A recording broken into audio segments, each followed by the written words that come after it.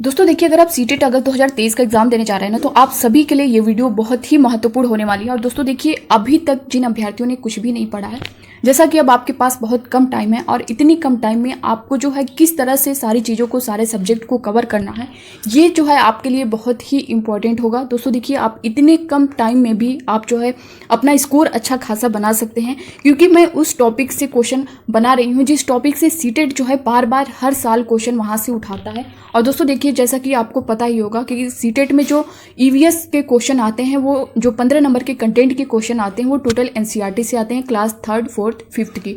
ठीक है, तो ऐसे में आपको जो है इन एनसीईआरटी के उन टॉपिक को कैसे जो है कवर करना है। तो दोस्तों देखिए, क्वेश्चन में पहले आप देख पा रहे होंगे, इस क्वेश्चन को मैं आपसे सॉल्व करवाऊंगी। उसके बाद जो है ये एनसीईआरटी का टोटल पेज आप देख पा रहे होंगे, उस पेज को मैं दिखाऊंगी कि एनसीईआरटी के पेज में किस तरह से वो चीज़ें, उस चीज़ों के बारे में जो है डिटेल बताया गया है। आप लोग यहाँ पे स्क्रीन पर देख पा रहे होंगे। इस तरह से जो है क्वेश्चन को भी हम लोग सॉल्व करेंगे और उसके सारे पेज को, यानी एनसीईआरटी का जो पेज है, एनसीईआरटी की जो बुक है, उसको भी कवर करते हुए चलेंगे। और दोस्तों इस पर आपका जो है बहुत ज़्यादा टाइम नहीं लगेगा। कम टाइम में जो है हम लोग क्लास 3rd 4th 5th की पूरी एनसीईआरटी और वहाँ के किस किस टॉपिक से क्वेश्चन बार बार उठाए जाते हैं, उन क्वेश्चन को हम लोग कवर कर लेंगे। बहुत ज़्यादा आपका टाइम नहीं लगेगा, आप लोग खुद देखिएगा, इतने में जो है आपको बहुत सारी चीज़ें मिल जाएंगी। और आपका ईवीएस जो 15 नंबर का कंटेंट का आता है ना दोस्तों, ये आप कहीं भी इसमें 15 नंबर में आप कहीं भी चूकने वाले नहीं हैं। पेडागोजी के क्वेश्चन मैं करवा चुकी हूँ, उसको आप लोग ज़रूर देखिएगा, प्लेलिस्ट में आपको मिल जाएगी। और कंटेंट भी करवा चुकी हूँ, लेकिन दोस्तों एनसीईआरटी का जो पेज मैंने अटैच नहीं किया था उसमें, तो आप लोग ये पेज जो है यहाँ पे देख के सारी चीज़ें, आपके जो भी डाउट होंगे तो आप लोग क्लियर कर सकते हैं। तो पहला क्वेश्चन आप लोग स्क्रीन पर देख पा रहे होंगे, हमारा पहला स्कूल कौन सा है। और दोस्तों ये काफ़ी इंपॉर्टेंट है, यहाँ से क्वेश्चन जो है बार बार सीटेट उठाता है। पहला स्कूल कौन सा है, हमारा पहला स्कूल कौन सा है। तो बहुत से ऐसे अभ्यर्थी यहाँ पे गलती करने वाले हैं, विद्यालय जो है टिक करके चले आते हैं। तो दोस्तों नहीं, आपका जो पहला स्कूल है वो कौन सा है, परिवार है। तो ऑप्शन बी जो है इसका करेक्ट आंसर हो जाएगा। ठीक है, विद्यालय है, परिवार है, पर्यावरण है, आस पड़ोस है। तो बहुत से अभ्यर्थी यहाँ पे विद्यालय करके चले आते हैं, आपको ये परिवार टिक करना है। इसका जो एनसीईआरटी का पेज है आप यहाँ पे देख पा रहे होंगे, हमारा पहला स्कूल। यहाँ पे स्कूल में हम कितनी सारी बातें सीखते हैं और समझते हैं, पर जानते हो हमारा पहला स्कूल कौन सा है, वह है हमारा परिवार। देख पा रहे होंगे आप लोग, एनसीईआरटी के चैप्टर 4 में, क्लास 3rd के चैप्टर 4 में साफ साफ दिया गया है, वह है हमारा परिवार। तो आपको परिवार पे टिक करना है। अगला हम लोग देखेंगे, सूखे पत्तों से बढ़िया चित्र कौन बनाते थे। यहाँ पे पूछा गया है कि सूखे पत्तों से बढ़िया चित्र कौन बनाते थे। ऑप्शन ए है विष्णु चिंचालकर, बी है विश्नोई, सी है मेघा पाटेकर, डी है सुंदरलाल बहुगुणा। तो दोस्तों देखिए, सूखे पत्तों से जो बढ़िया चित्र बनाते थे ना, वो थे विष्णु चिंचालकर। तो ऑप्शन ए जो है इसका करेक्ट आंसर होगा। इससे रिलेटेड एक और क्वेश्चन है, मशहूर कलाकार विष्णु चिंचालकर कहाँ के थे। ऑप्शन ए में दिया गया है आंध्र प्रदेश के, बी है उत्तर प्रदेश, सी है मध्य प्रदेश, डी है हिमाचल प्रदेश। तो दोस्तों मशहूर कलाकार विष्णु चिंचालकर जो थे वो मध्य प्रदेश के थे। तो ऑप्शन सी जो है इसका करेक्ट आंसर होगा। अगला क्वेश्चन आप लोग देख पा रहे होंगे, चूहों में देखने की क्षमता। ऑप्शन ए में दिया गया है अधिक होती है, बी है कम होती है, सी है बहुत तीव्र होती है, डी है उपरोक्त सभी। तो दोस्तों देखिए, चूहों में देखने की क्षमता जो है कम होती है। ऑप्शन बी जो है इसका करेक्ट आंसर होगा। अगला क्वेश्चन देखेंगे, चूहों में सूंघने, छूने तथा स्वाद वाली क्षमताएं। ऑप्शन ए में दिया गया है अधिक होती हैं, बी है कम होती है, सी है बहुत तीव्र होती हैं, डी है उपरोक्त सभी। तो दोस्तों देखिए, चूहों में सूंघने, छूने तथा स्वाद वाली जो क्षमताएं हैं वो बहुत तीव्र होती हैं। तो ऑप्शन सी जो है इसका करेक्ट आंसर हो जाएगा। और इसका जो है आप लोग एनसीईआरटी पेज पर जो है आप इसका पूरा डिटेल देख सकते हैं कि चूहों में देखने की क्षमता कम, परंतु सूंघने, छूने तथा स्वाद वाली क्षमताएं बहुत ही तीव्र होती हैं। दोस्तों ये एनसीईआरटी का पूरा पेज है, यहाँ पे आप उसका पूरा डिटेल भी देख सकते हैं। और यहाँ पे क्वेश्चन जो पूछे जाते हैं दोस्तों, क्वेश्चन के साथ आप जो है पूरी एनसीईआरटी को कवर कर लेंगे कि किस टॉपिक, कोई भी टॉपिक है जहाँ से अगर क्वेश्चन बना है, अगर उससे हट के कोई क्वेश्चन करेगा तभी आप उसे कर लेंगे। अगला क्वेश्चन आप लोग देख पा रहे होंगे, कहाँ के लोग सांप खाना पसंद करते हैं। और दोस्तों इसमें देखिए, जितने भी क्वेश्चन मैंने लिए हैं, इसमें कहना ही नहीं है कि ये इंपॉर्टेंट है, ये बहुत ज़्यादा इंपॉर्टेंट है। सारे क्वेश्चन बहुत इंपॉर्टेंट है और दोस्तों यहाँ से क्वेश्चन आते ही आते हैं। अगर आप जो है इसको करने के बाद अगर आप जो है प्रीवियस ईयर क्वेश्चन को उठा के देख लें या कोई प्रैक्टिस सेट उठा के देख लें, तो दोस्तों यहाँ से आपको क्वेश्चन मिलने ही मिलने हैं। तो इसका जो ऑप्शन ए दिया गया है म्यांमार, बी है बैंकॉक, सी है ऑस्ट्रेलिया, डी है हांगकांग। कहाँ के लोग सांप खाना पसंद करते हैं दोस्तों? तो ये हांगकांग के लोग जो है सांप खाना पसंद करते हैं। अगला इसी से रिलेटेड क्वेश्चन है, लिंगुफेन किससे बनता है? ऑप्शन ए है मछली, बी है सांप, सी है नारियल, डी है इनमें से कोई नहीं। तो दोस्तों देखिए लिंगुफेन जो है ये किससे बनता है? ये सांप से बनता है। ऑप्शन बी जो है इसका करेक्ट आंसर होगा। मोस्ट इंपॉर्टेंट क्वेश्चन है, यहाँ से बार बार उठाया जाता है। ये आप एनसीईआरटी का पेज देख पा रहे होंगे। मैं हांगकांग में रहती हूँ, मुझे और मेरी माँ को सांप खाना बहुत पसंद है। जब भी हमारा सांप खाने की इच्छा होती है तो तब हम पास के एक होटल में जाकर लिंगुफेन खाते हैं। सांप से बने जो डिश होती है लिंगुफेन उसका नाम है, ठीक है। अगला क्वेश्चन आप लोग देख पा रहे होंगे, नारियल के तेल में बनी समुद्र की मछली कहाँ के लोग खाते हैं? यहाँ पे खाना रहेगा, नारियल के तेल में बनी समुद्र की मछली कहाँ के लोग खाते हैं? ऑप्शन ए है गोवा, बी है केरल, सी है महाराष्ट्र, डी है उड़ीसा। तो दोस्तों देखिए नारियल के तेल में बनी समुद्र की जो मछली है ये गोवा के लोग खाते हैं, तो ऑप्शन ए जो है इसका करेक्ट आंसर होगा, ठीक है। और इसका डिटेल आप लोग देख पा रहे होंगे। मैं कश्मीर में रहती हूँ, सरसों के तेल में बनी मछली मुझे बहुत पसंद है। दोस्तों देखिए अगर सरसों के तेल में बनी मछली पूछेगा ना तो आपको वहाँ पे कश्मीर टिक करना है, ये आपको ध्यान देना है। मैंने बताया ना कि अगर जहाँ से क्वेश्चन बार बार उठा रहा है अगर उससे हट के थोड़ा क्वेश्चन करेगा तब भी आप लोग कर लेंगे। इसीलिए जो है मैं आपको एनसीईआरटी का पेज पूरा डिटेल में दिखा रही हूँ। यहाँ पे सरसों के तेल की बात करें कि सरसों के तेल में बनी मछली कहाँ के लोग खाते हैं, तो कश्मीर के लोग खाते हैं। और यहाँ पे एक बार हम गोवा गए थे, वहाँ हमने मछली खाई पर स्वाद बहुत ही अलग था। माँ ने कहा अरे ये तो नारियल के तेल में बनी समंदर की मछली है, स्वाद तो अलग होगा ही। तो इसका जो करेक्ट आंसर था उसका गोवा था। तो अगला अब हम लोग क्वेश्चन देखेंगे। यहाँ पे केरल में क्या पाया जाता है? ऑप्शन ए में दिया गया है नारियल, बी है टेपियोका, सी है ए बी दोनों, डी है केवल ए। तो दोस्तों देखिए नारियल केरल में क्या पाया जाता है? तो ये नारियल पाया जाता है, टेपियोका है, तो ए बी दोनों करेक्ट होगा। ऑप्शन सी जो है इसका करेक्ट आंसर हो जाएगा, ठीक है। अब इसका डिटेल हम लोग एक बार देख लेते हैं। यहाँ पे स्क्रीन पर आप लोग देख पा रहे होंगे, मैं केरल में रहता हूँ, मुझे सबसे अच्छी दो चीज़ें लगती हैं, वे चीज़ें मेरे घर के आंगन में ही उगती हैं, एक ऊपर ऊंचे पेड़ पर और दूसरी जमीन के नीचे। बस नारियल डली हुई किसी भी करी के साथ उबला हुआ टेपियोका मिल जाए तो क्या मजा हो। तो इसका डिटेल आप लोग देख पा रहे होंगे। अगला क्वेश्चन हम लोग देखेंगे, कौन सा पक्षी अपनी गर्दन पीछे तक घुमा सकता है? दोस्तों यहाँ पक्षियों से क्वेश्चन जो पूछे जाते हैं वो जो है उल्लू से और मैना से जो है काफ़ी क्वेश्चन किए जाते हैं ये। तो आपको इन क्वेश्चन पे ध्यान देना है, कौन सा पक्षी अपनी गर्दन पीछे तक घुमा सकता है? तो दोस्तों पीछे तक घुमा सकता है वो कौन सा पक्षी है? तो वो उल्लू है। और ऐसा भी क्वेश्चन किया जाता है कि 360 डिग्री तक जो है या पूरा जो है अपनी गर्दन को घुमा लेता है, तो उल्लू इसका करेक्ट आंसर होगा, ठीक है। अगला क्वेश्चन आप लोग देख पा रहे होंगे, कौन सा पक्षी अपनी गर्दन झटके से घुमाता है? तो दोस्तों झटके उससे जो घुमाने वाला पक्षी है, ए है मैना, बी है कबूतर, सी है कौवा, डी है उल्लू। तो दोस्तों अगर देखिए झटके, यहीं से आप जो है कंफ्यूज हो जाते हैं, थोड़ा सा जो है आपके क्वेश्चन में चेंज कर देगा और आप जो है ऑप्शन गलत करके चले आते हैं। अगर पूरा जो है घुमाने की बात करें तो वहाँ उल्लू होगा, झटके से अपनी गर्दन घुमाने की बात करें तो वो मैना होगा। ऑप्शन ए जो है इसका करेक्ट आंसर होगा। और ये जो है 2019 में जब ऑफलाइन एग्जाम हुआ था तो उसमें पूछा गया था, और ऐसे कई शिफ्टों में जो एग्जाम हुए उसमें भी पूछे गए हैं। तो दोस्तों बांस से बने पुल भारत के किस राज्य में पाए जाते हैं? ऑप्शन ए में दिया गया है केरल, बी है असम, सी है जम्मू कश्मीर, डी है राजस्थान। तो दोस्तों देखिए बांस से बने पुल भारत के किस राज्य में पाए जाते हैं? तो ये असम में पाए जाते हैं। ऑप्शन बी जो है करेक्ट होगा और बहुत ही इंपॉर्टेंट है। देखिए मैंने स्टार्टिंग में ही कहा है कि इसमें कहना नहीं है कि कौन सा इंपॉर्टेंट है, सभी क्वेश्चन इसके इंपॉर्टेंट है। यहाँ पे आप देख सकते हैं असम, और ये बांस से बने पुल आप देख पा रहे होंगे, बच्चे स्कूल जा रहे हैं। यहाँ पे ये एनसीईआरटी का पूरा पेज है दोस्तों, वहाँ से मैंने लिया है। यहाँ पे देख पा रहे होंगे हमारे यहाँ बारिश बहुत होती है, कभी कभी तो चारों तरफ घुटनों तक पानी भर जाता है, फिर भी हम स्कूल जाने से नहीं रुकते। एक हाथ में किताबें उठाते हैं और दूसरे हाथ में बांस को पकड़ते हैं, हम जल्दी जल्दी बांस और रस्सी से बना पुल पार कर जाते हैं। तो ये था इसका डिटेल। अगला जो है हम लोग देखते हैं, अगला क्वेश्चन क्या है, ट्राली क्या है? ट्राली से भी काफ़ी क्वेश्चन किया गया है पिछला, अगर आप प्रीवियस ईयर क्वेश्चन उठा के देखें तो। ऑप्शन ए में दिया गया है लकड़ी से बना झूला, बी है लकड़ी की बनी नाव, सी है लोहे से बना झूला, डी है सामान ले जाने वाला। तो दोस्तों देखिए ट्राली क्या है, ये लकड़ी से बना झूला है। ऑप्शन ए जो है इसका करेक्ट आंसर होगा। अभी इसका हम लोग डिटेल देखेंगे एनसीईआरटी की पेज पर। यहाँ पे ट्राली का उपयोग कहाँ के लोग करते हैं? ट्राली से रिलेटेड जो है ये क्वेश्चन भी किया जा सकता है कि ट्राली का उपयोग कहाँ के लोग करते हैं? तो दोस्तों ट्राली का उपयोग जो है लद्दाख के लोग करते हैं। ऑप्शन ए जो है इसका करेक्ट आंसर हो जाएगा। यहाँ पे आप डिटेल पूरा देख पा रहे होंगे, लद्दाख यहाँ पे देख पा रहे होंगे। और ये ट्राली दोस्तों आप देख पा रहे होंगे किस तरह की ट्राली है। स्कूल पहुँचने के लिए हमें रोज़ नदी पार करनी होती है, खूब चौड़ी और गहरी नदी के पार जाती हुई मजबूत लोहे की रस्सी होती है। ये जो मजबूत लोहे की रस्सी है और ये दोनों तरफ से भारी पत्थरों या पेड़ों से कसकर बंधी रहती है। ट्राली यानी लकड़ी से बना झूला आप देख पा रहे होंगे, पुल की मदद से इस रस्सी पर सरकती है। हम 4-5 बच्चे एक साथ ट्राली में बैठ जाते हैं और पहुंच जाते हैं नदी के उस पार। तो ये था एनसीईआरटी का पूरा पेज। अगला क्वेश्चन आप लोग देख पा रहे होंगे, वल्लम क्या है। ऑप्शन ए में दिया गया है लकड़ी का बना झूला, बी है लकड़ी का पुल, सी है लोहे का बना झूला, डी है लकड़ी की बनी छोटी नाव। तो दोस्तों वल्लम क्या है, लकड़ी का बना झूला है या फिर लकड़ी का पुल है या फिर लोहे का बना झूला है या फिर लकड़ी की बनी छोटी नाव है। तो दोस्तों ये क्या है, लकड़ी की बनी छोटी नाव। ऑप्शन डी जो है इसका करेक्ट आंसर होगा। अभी इसका पूरा डिटेल हम लोग देखेंगे एनसीईआरटी के पेज पर। वल्लम का प्रयोग किस राज्य में किया जाता है। तो दोस्तों ऑप्शन ए में दिया गया जम्मू कश्मीर, बी है केरल, सी है कर्नाटक, डी है असम।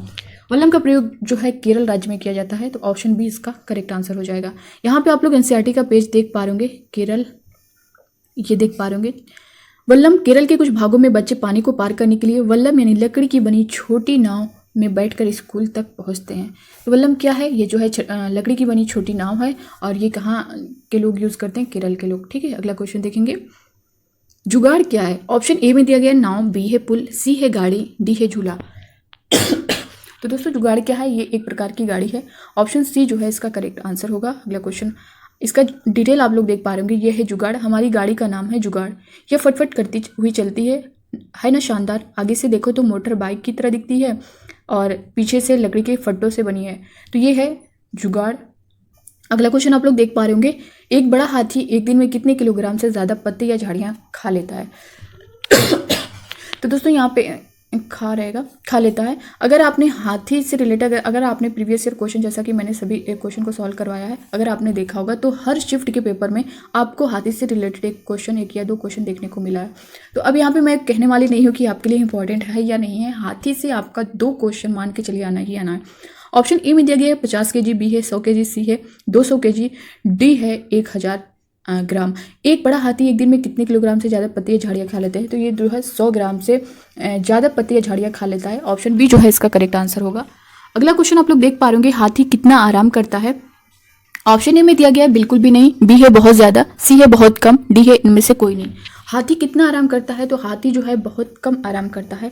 ऑप्शन सी जो है इसका करेक्ट आंसर हो जाएगा। अगला क्वेश्चन आप लोग देख पा रहे होंगे, हाथी एक दिन में कितने घंटे सोता है।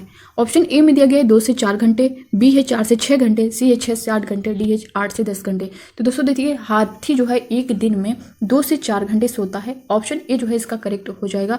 और इसके साथ जो है हम लोग इसका अभी पूरा एनसीईआरटी में पूरा डिटेल देखेंगे। हाथी कितने साल तक झुंड में रह सकता है। ऑप्शन ए दिया गया है 9 से 10, बी है 10 से 12, सी है 12 से 14, डी है 14 से 15। तो दोस्तों देखिए, हाथी जो है 14 से 15 साल तक झुंड में रह सकता है। तो ऑप्शन डी वाला जो है ये इसका करेक्ट आंसर हो जाएगा। अब यहाँ पे आप जो है एनसीईआरटी का पूरा पेज देख सकते हैं।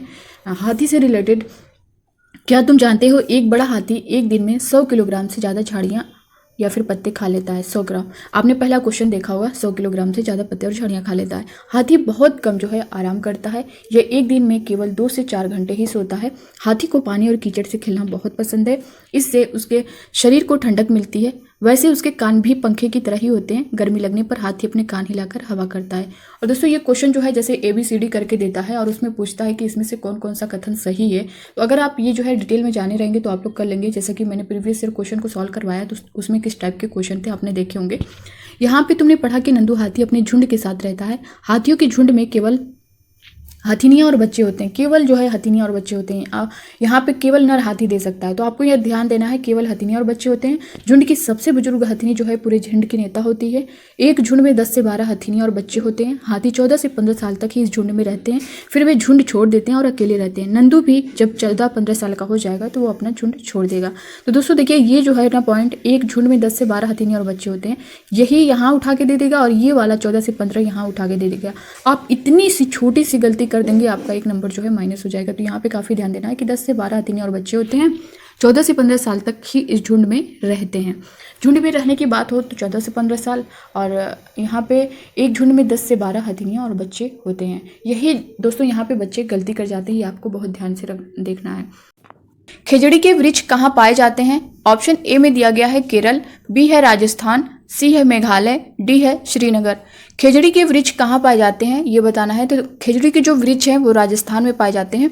ऑप्शन बी जो है इसका करेक्ट आंसर होगा।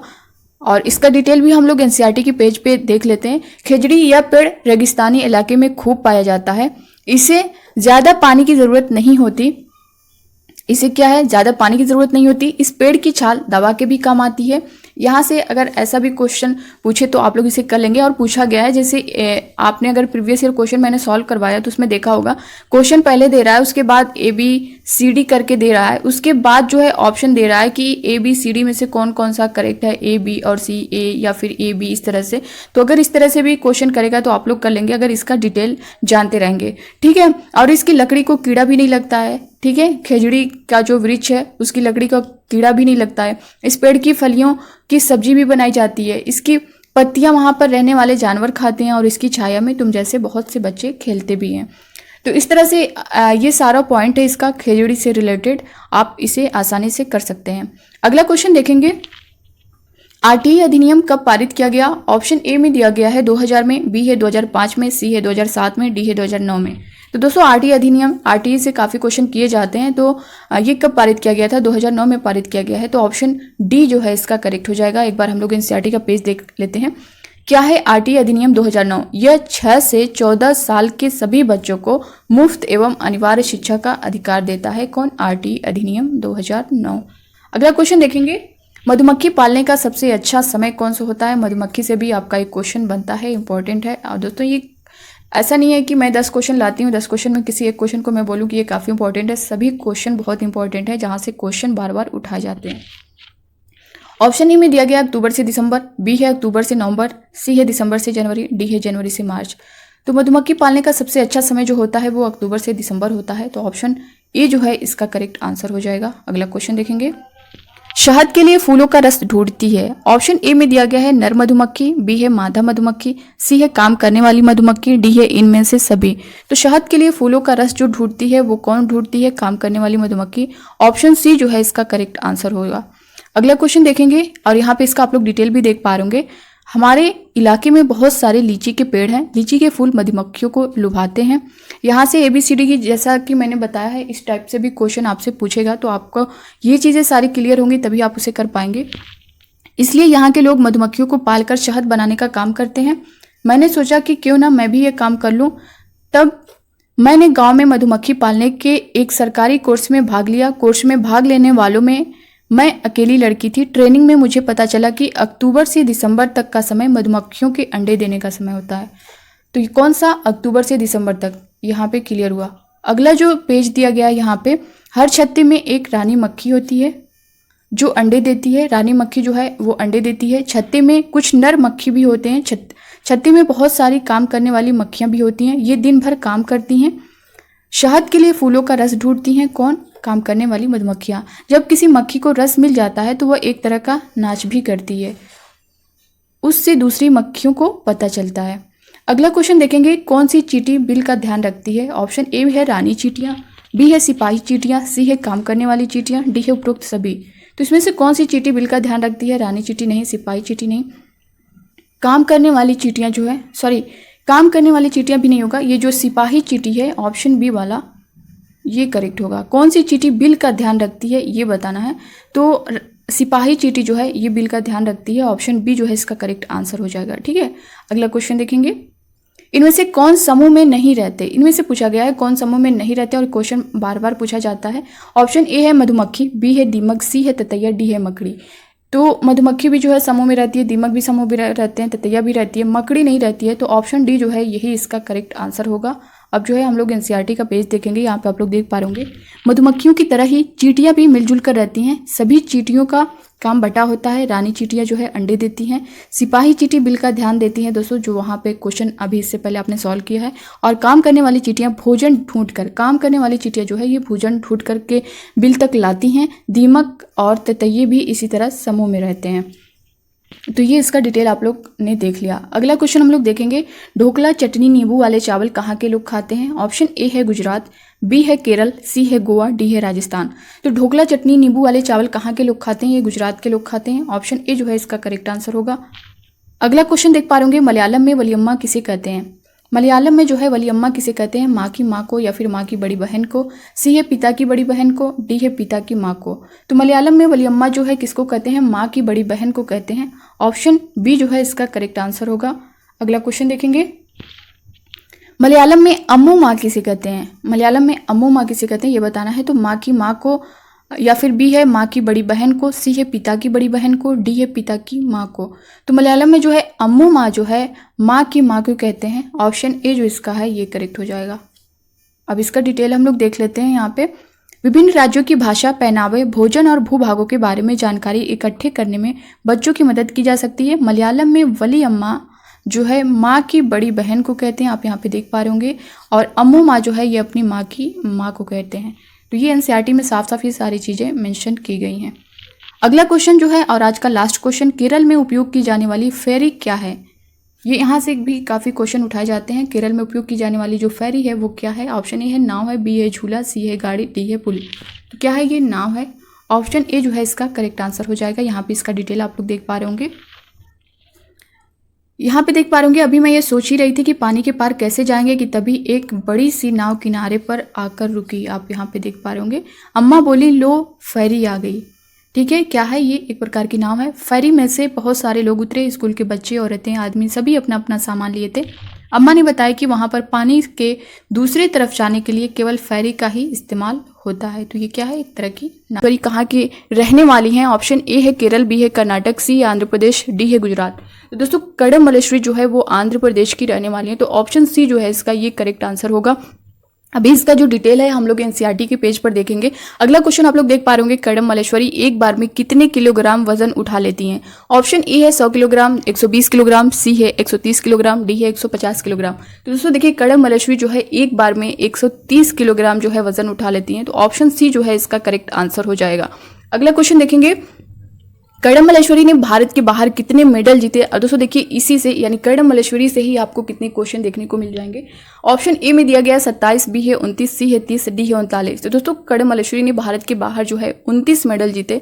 ऑप्शन बी इसका करेक्ट आंसर हो जाएगा। ठीक है, अब इसको जो है हम लोग एनसीईआरटी के पेज पे क्या कुछ इनके बारे में दिया गया है हम लोग एक बार डिटेल में देख लेते हैं। कड़म मल्लेश्वरी यहाँ पे आप इनको देख पा रहे होंगे, ये टॉपिक है। क्या तुमने अखबार में इनके बारे में पढ़ा है। कड़म मल्लेश्वरी एक वेट लिफ्टर है। क्या है, एक वेट लिफ्टर है। और दोस्तों जैसा कि अगर आपने 2022-23 का क्वेश्चन देखा होगा तो उसमें क्वेश्चन आपका दे रहा है कि ऐसे दे देगा कि कड़म मल्लेश्वरी के बारे में कौन कौन सा कथन जो है सत्य है। तो उसमें ए बी सी डी इस तरह करके देगा। ए में दे देगा कि ये एक वेट लिफ्टर थी।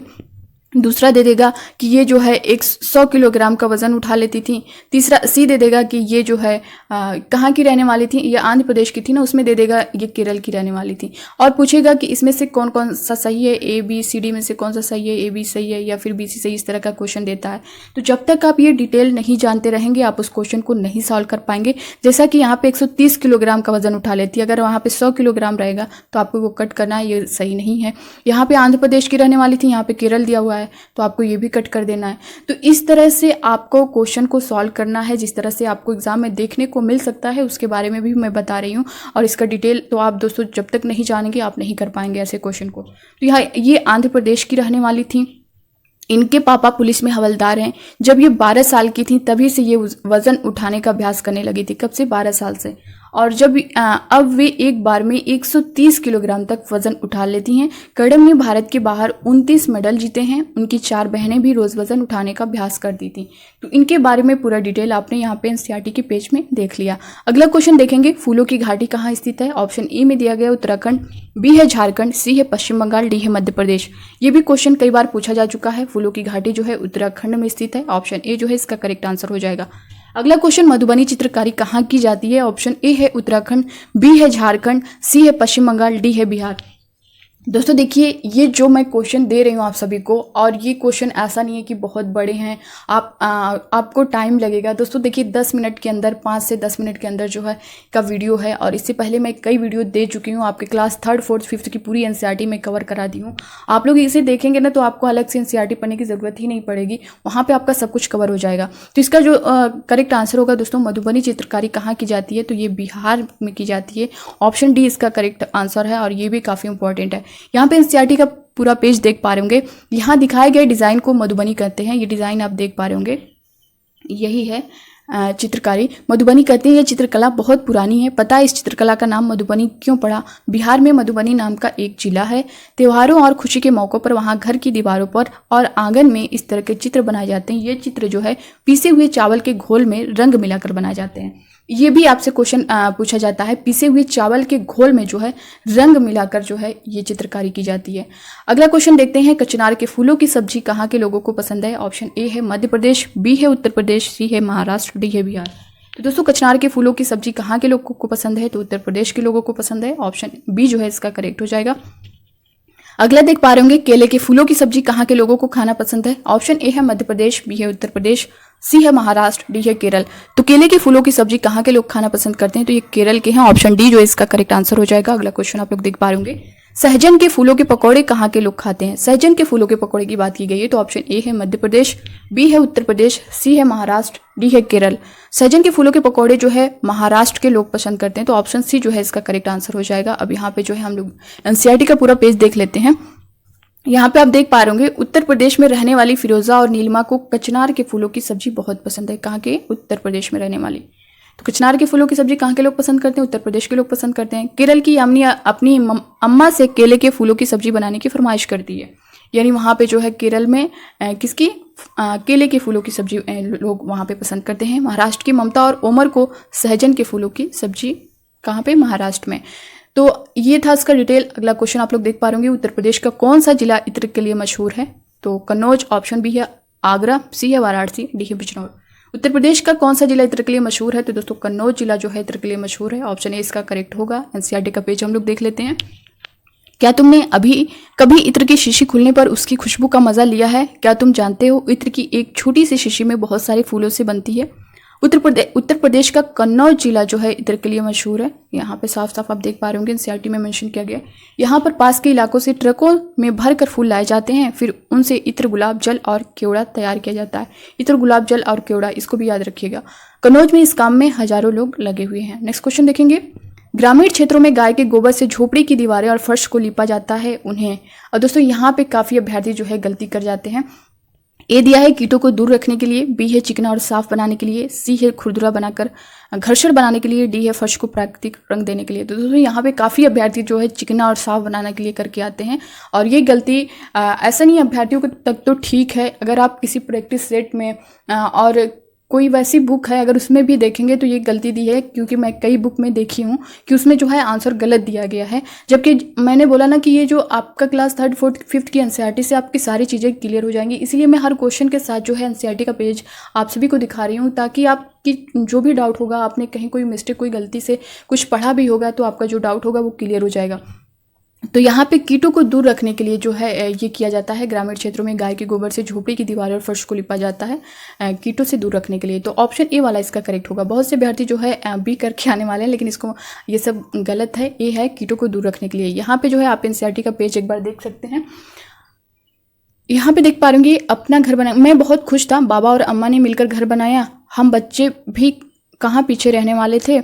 बाबा ने पास से ही मिट्टी खोदी, हमने परात भर भर कर माँ को पकड़ाई, गुड़िया ने अम्मा के साथ मिलकर उसमें भूसा मिलाया, बाबा ने दीवारें बनाई, हम आसपास के घरों से गोबर ले आए, अम्मा ने उसे मिट्टी में मिलाया और ज़मीन पर लिपाई की, बिल्कुल वैसे ही जैसे वे पुराने घर में करती थी। अम्मा कहती थी कि इससे मिट्टी में कीड़ा नहीं लगता है। आप साफ साफ देख पा रहे होंगे कि मिट्टी में कीड़ा नहीं लगता है। ये एनसीईआरटी का एक चैप्टर है, उसमें ये कहानी है घर को लेकर के, उसमें साफ साफ जो है सारी चीज़ें मेंशन की गई हैं, वहाँ से मैंने लिया है। इसमें से किस वृक्ष के लकड़ियों में दीमक और कीड़े नहीं लगते हैं? आप लोग भी अपने आंसर करिएगा। ऑप्शन ए में दिया गया है कीकर, बी है नीम, सी है खेजड़ी, डी है उपरोक्त सभी। तो निम्नलिखित में से किस वृक्ष के लकड़ियों में दीमक और कीड़े नहीं लगते हैं? तो कीकर में भी जो नहीं लगते हैं, नीम में भी नहीं लगते हैं, खेजड़ी में भी। इससे पहले जो क्वेश्चन, इससे पहले का वीडियो मैंने दिया था तो उसमें बताया था कि खेजड़ी जो वृक्ष है कहाँ पे पाया जाता है, ये रेगिस्तान में, राजस्थान में पाया जाता है और इसकी छाया में जो है बच्चे खेलना पसंद करते हैं। और इसमें इसकी जो लकड़ी है, खेजड़ी की जो लकड़ी है, इसमें जो है कीड़े नहीं लगते हैं। ये सारी चीज़ें मैंने डिटेल में बताई थी। तो इसका जो कीकर में भी नहीं है, नीम में भी नहीं लगती हैं, खेजड़ी में भी जो है कीड़े नहीं लगते, तो इसका जो करेक्ट आंसर होगा वो उपरोक्त सभी होगा। तो दोस्तों ये इस तरह से भी क्वेश्चन पूछ सकता है आपसे, इस तीनों में से कोई एक भी दे सकता है। या फिर ABCD करके दे देगा और उसके बाद जो है आपका ऑप्शन दे देगा कि ABCD में से कौन करेक्ट है। तो तीनों को, इसके अलावा कोई पूछे तो आप कोई नहीं मानना है कि हाँ लगता है इन तीनों में जो है कीड़े नहीं लगते हैं। अगला क्वेश्चन देखेंगे। यहाँ पे दोस्तों आप लोग NCERT का पूरा पेज देख पा रहे होंगे। इसमें आप लोग जो है अपना जो भी डाउट होगा क्लियर कर सकते हैं। यहाँ पे बस अब छत बनानी रहती थी। बाबा ने लकड़ी के फट्टे जोड़ जोड़कर एक फ्रेम बनाया और उसे चारों दीवारों पर टिका दिया। लकड़ी को दीमक न लग जाए इसके लिए नीम और कीकर की लकड़ियां इस फ्रेम पर बिछा दी। नीम और कीकर की लकड़ियां इस फ्रेम में बिछा दी क्यों? क्योंकि लकड़ी को दीमक न लग जाए। अम्मा ने पुरानी बोरियां इस पर बिछाकर मिट्टी से लेप कर दिया। तो इस तरह से आप NCERT के पेज में देख पा रहे होंगे कि सारी चीजें जो है क्लियर बताई गई हैं। अगला जो आप क्वेश्चन देख पा रहे होंगे, निम्नलिखित में से कौन बच्चों के लिए मजेदार किस्से, कहानियां और पत्र लिखते थे? ए है विष्णु चिंचालकर, बी है गिजुबाई बदेका, सी है संगीता अरोड़ा, डी है इनमें से कोई नहीं। तो बच्चों के लिए मजेदार किस्से और कहानियां जो है ये गिजुभाई बदेका लिखते थे। तो ऑप्शन बी जो है इसका करेक्ट आंसर हो जाएगा। NCERT पेज आप लोग देख पा रहे होंगे। गिजुभाई बदेका गुजरात में रहते थे। वे बच्चों के लिए मजेदार किस्से, कहानियां और पत्र लिखते थे। उनके द्वारा बच्चों को लिखे इस पत्र में आसपास के पक्षियों के बारे में बताया गया है। इस पत्र को पढ़ने के बाद बच्चों को अपने आसपास के पक्षियों को देखने के लिए प्रोत्साहित करें। तो यहाँ से ये भी पूछ सकता है कि गिजुभाई बदेका कहाँ गए थे? तो ये गुजरात में रहते थे। ठीक है, अगला क्वेश्चन देखेंगे। कोयल अंडे कहाँ देती है? ये काफ़ी इंपॉर्टेंट क्वेश्चन है। यहाँ से जो है हर प्रीवियस ईयर आप देखेंगे तो सभी शिफ्टों में लगभग जो है पूछा गया है। तो यहाँ से क्वेश्चन काफ़ी जो है सीटेट उठाता है। और दोस्तों सभी क्वेश्चन इंपॉर्टेंट है। ये वो क्वेश्चन है जहाँ से जिस टॉपिक से सीटेट बार बार क्वेश्चन उठाता है, जिस टॉपिक से क्वेश्चन आने ही आने हैं, आपको देखने को मिलेंगे। ए में दिया गया अपने घोंसले में, बी है कौवे के घोंसले में, सी है झाड़ियों में, डी है सुनसान जगह पर। तो कोयल जो है अंडे कहाँ देती है? ये कौवे के घोंसले में देती है। ऑप्शन बी जो है इसका करेक्ट आंसर होगा। और यहाँ पे अगला क्वेश्चन आप लोग देख पा रहे होंगे। दोस्तों पहले इस क्वेश्चन को हम लोग कर लेते हैं, उसके बाद इसका जो है NCERT का पूरा पेज आप सभी को दिखाती हूँ। कौवा अपना घोंसला कहाँ बनाता है? ऑप्शन ए है सबसे ऊंचे पेड़ पर, बी है ऊंचे पेड़ की ऊंची डाल पर, सी है पेड़ की ऊंची डाल पर, डी है सुनसान जगह के पेड़ों पर। दोस्तों यहाँ पे कौवा अपना घोंसला कहाँ बनाता है, और चील अपना घोंसला कहाँ बनाती है, और गिद्ध अपना घोंसला कहाँ बनाता है। ये तीन जो है क्वेश्चन आपको डाउट में कर देंगे। तो आपको यहाँ पे देखिए काफी ध्यान देना है। कौवा जो है अपना घोंसला वो पेड़ की ऊंची डाल पे बनाता है। ठीक, ये क्लियर करना है। चील जो है अपना घोंसला ये सबसे ऊंचे पेड़ की ऊंची डाल पे चील बनाती है। कौवा जो है पेड़ की ऊंची डाल पे बनाता है। गिद्ध की बात आए तो गिद्ध जो है सुनसान जगह पर ऊंचे पेड़ों पर जो है अपना घोंसला बनाती है। तो इस तरह से आपको ये चीज क्लियर करनी है, क्योंकि यहाँ से तीनों से आपको एक क्वेश्चन देखने को मिलेगा। कौवा अपना घोंसला कहाँ बनाता है? तो ये पेड़ की ऊंची डाल पे बनाता है। तो ऑप्शन सी जो है इसका करेक्ट आंसर होगा। अगला आप लोग देख पा रहे होंगे, चील अपना घोंसला कहाँ बनाती है? तो ये सबसे ऊंचे पेड़ पर या फिर ऊंचे पेड़ की ऊंची डाल पर, सी है पेड़ की ऊंची डाल पर, डी है सुनसान जगह के पेड़ों पर। तो चील अपना घोंसला जो है सबसे ऊंचे पेड़ के ऊंची डाल पर। तो ये आप बी वाला ऑप्शन आप देख पा रहे होंगे, ऊंचे पेड़ की ऊंची डाल पर, बी वाला जो है करेक्ट आंसर होगा। अगला क्वेश्चन देखेंगे, गिद्ध अपना घोंसला कहाँ बनाता है? इसका आंसर आप लोग करिए, मैं बता चुकी हूँ। ऑप्शन ए है सबसे ऊंचे पेड़ पर, बी है ऊंचे पेड़ की ऊंची डाल पर, सी है पेड़ की ऊंची डाल पर, डी है सुनसान जगह के ऊंचे पेड़ पर। तो गिद्ध अपना घोंसला जो है ये सुनसान जगह के ऊंचे पेड़ पर जो है अपना घोंसला गिद्ध बनाता है। तो ऑप्शन डी इसका करेक्ट आंसर होगा। अभी हम लोग NCERT का पेज देखेंगे, वहाँ पे आपकी सारी चीजें क्लियर हो जाएंगी। अगला क्वेश्चन देख पा रहे होंगे, दर्जी चिड़िया अपना घोंसला कैसे बनाती है? ऑप्शन ए में दिया गया है रुई और ऊनों से, बी है लोहे के तार से, सी है झाड़ियों से, डी है अपनी चोंच से पत्तों को सीकर। जैसा कि नाम से ही आप पकड़ पा रहे होंगे, दर्जिन चिड़िया अपना घोंसला कहाँ बनाती है? तो ये अपनी चोंच से पत्तों को सीकर जो है घोंसला बनाती है। ऑप्शन डी इसका करेक्ट आंसर होगा। अगला क्वेश्चन देख पा रहे होंगे, फाख्ता अपना घोंसला कहाँ बनाते हैं? फाख्ता के बारे में आप लोग पढ़ चुके हैं, यहाँ से क्वेश्चन मैं कई करवा चुकी हूँ। ए है कैक्टस के कांटों के बीच, बी है मेहंदी की मेड़ में, सी है ऊंचे पेड़ों पर, डी है ए बी दोनों। तो फाख्ता जो है अपना घोंसला कहाँ बनाते हैं? ये जो है मेहंदी की मेड़ में और जो है कैक्टस के कांटों के बीच। ए और बी जो है इसका करेक्ट आंसर होगा। तो ऑप्शन डी में आप देख पा रहे हैं, ए और बी दोनों जो है ये करेक्ट हो जाएगा। ठीक है, नेक्स्ट क्वेश्चन देखेंगे, शकरखोरा अपना घोंसला कैसे बनाते हैं? ऑप्शन ए में दिया गया है कपड़ों के चीथड़े से, बी है मकड़ी के जाले, सी है पेड़ की छाल के टुकड़े, डी है उपरोक्त सभी। तो शकरखोरा जो है अपना घोंसला कपड़ों के चीथड़े से भी बनाते हैं, मकड़ी के जाले से भी बनाते हैं, पेड़ की छाल के टुकड़े से भी बनाते हैं। तो इसका करेक्ट आंसर जो होगा वो ऑप्शन डी हो जाएगा। अब यहाँ पे अगला क्वेश्चन आप लोग देख पा रहे होंगे, कौवा अपना घोंसला कैसे बनाते हैं? तो कौवा अपना घोंसला जो है नरम घास या फिर लोहे के तार से, सी है लकड़ी की शाखाएं से। तो ये जो है अपना घोंसला लोहे के तार और लकड़ी की शाखाएं से बनाते हैं। बी और सी जो है इसका करेक्ट आंसर होगा। ठीक है, लोहे के तार, ये काफ़ी इंपॉर्टेंट है, क्वेश्चन आपसे पूछा गया है। तो यहाँ पे आप लोग अब इसका पूरा डिटेल देख सकते हैं। यहाँ पे ये कलचिड़ी है, ये कौवा आपका है, इसके बारे में जो एनसीईआरटी में सब कुछ दिया गया है। आप लोग यहाँ पे जो भी डाउट होगा आपका क्लियर हो जाएगा। गोपाल भाई के घर वाली सड़क के किनारे बहुत सारे पत्थर हैं। इन पत्थरों के बीच खाली जगह में कलचिड़ी यानी इंडियन रोबिन ने अंडे दिए। इंडियन रोबिन से क्वेश्चन किया गया है 2022 में। तो ये कलचिड़ी जो है कलचिड़ी को ही इंडियन रोबिन के नाम से जानते हैं। ठीक है, ये कहाँ पे पत्थरों के बीच जो है खाली जगह पर जो है ये अंडे देती है। और बच्चू भाई ने मुझे वह जगह दिखाई, मैंने दूरबीन से घोंसले में देखा। घोंसला घास से बना था, उसके ऊपर पौधों की नाजुक टहनी, जड़ें, ऊन, बाल, रुई सब बिछाए। कलचिड़ी का घोंसला ऐसा ही होता है, आखिर उसके बच्चों को आरामदायक घर और बिस्तर चाहिए ना। कलचिड़ी कौवे जैसी नहीं है, कौवे के घोंसले में तो लोहे के तार और लकड़ी की शाखाएं जैसी चीज़ें भी होती हैं। आप देख पा रहे होंगे, जैसा कि अभी आपने क्वेश्चन किया है इससे रिलेटेड। अगला पेज यहाँ पे देख पा रहे हैं। यहाँ पे तुम जानते हो कोयल बहुत मीठा गाती है, पर क्या तुम्हें पता है वह अपना घोंसला नहीं बनाती है, वह कौवे के घोंसले में अंडे देती है। कोयल क्या करती है, कौवे के घोंसले में अंडे देती है। इस क्वेश्चन को हम लोग कर चुके हैं। कौवा अपने अंडों के साथ कोयल के अंडों को भी सेता है। तो ये एक चालाक पक्षी है जो अपना खुद का घोंसला नहीं बनाती है, और ये जो है कौवे के घोंसले में अंडे देती है। और इसका अंडा भी जो है कौवा, यहाँ पे बताया गया, कौवा अपने अंडों के साथ कोयल के अंडों को भी सेता है। अगला जो है देखते हैं अगला पेज। यहाँ पे नज़दीक में एक छोटा सा पेड़ है, उसकी एक छाल से घोंसला लटका हुआ है। पक्षियों में भी कितना अंतर है। कौवा पेड़ की ऊंची डाल पर घोंसला बनाता है। आप देख पा रहे होंगे जो क्वेश्चन था ऊंची डाल वाला, तो कौवा पेड़ की ऊंची डाल पर घोंसला बनाता है, जबकि फाख्ता कैक्टस के कांटों के बीच मेहंदी की मेड़ में गौरैया आमतौर पर घर में या आसपास दिखाई देती है। वह कहीं भी घोंसला बना लेती है, अलमारी के ऊपर, आईने के पीछे, इस तरह से। अगला पेज आप लोग देख पा रहे होंगे। घर की दीवार के आले में कबूतर भी ऐसे ही अपना घोंसला बनाता है। पुराने मकान या खंडरों में ये जो एक कबूतर घोंसला बनाता है। बसंत गौरी जो गर्मियों में टुक टुक करते रहते हैं, पेड़ के तने में गहरा छेद बनाकर उसमें अंडे रखते हैं। दार्जिन चिड़िया, ये आप देख पा रहे होंगे, इसका घोंसला जो है अपनी चोंच से सीलकर बनाती है। दार्जिन चिड़िया का तो जैसा नाम वैसा काम, वह अपनी नुकीली चोंच से पत्तों को सी लेती है और उसके बीच में बनी थैली को अंडे देने के लिए तैयार करती है।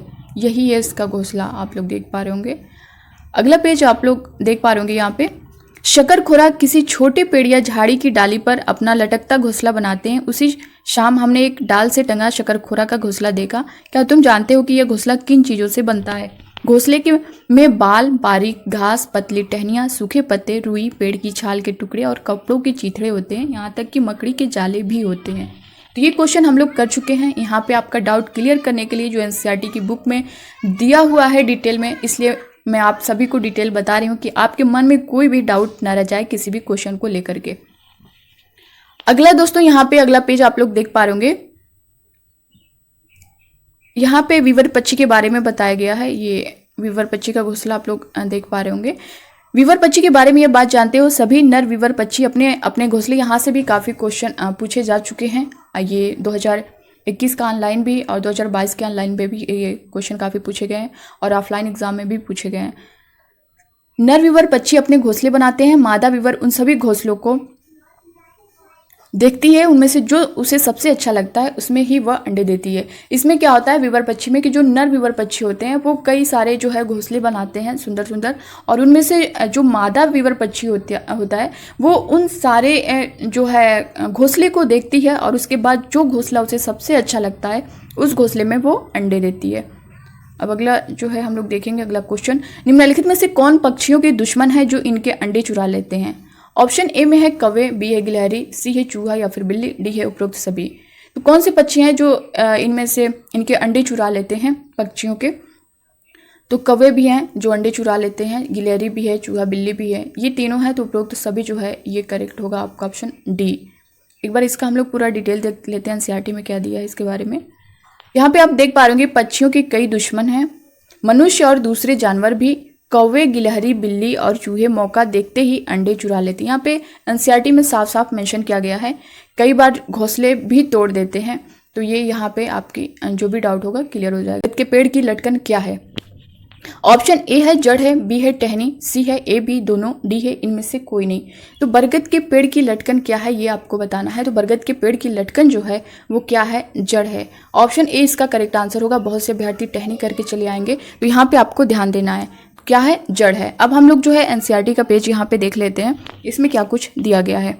आप देख पा रहे होंगे जड़ें ऐसी भी। और सुनो एक मजेदार बात, बरगद के पेड़ की लटकन जिस पर अब्दुल और तुम्हारे जैसे बच्चे झूला झूलते हैं, असल में इसकी जड़ें हैं। यहाँ पे जो है साफ साफ एनसीईआरटी में दिया गया है, ठीक है।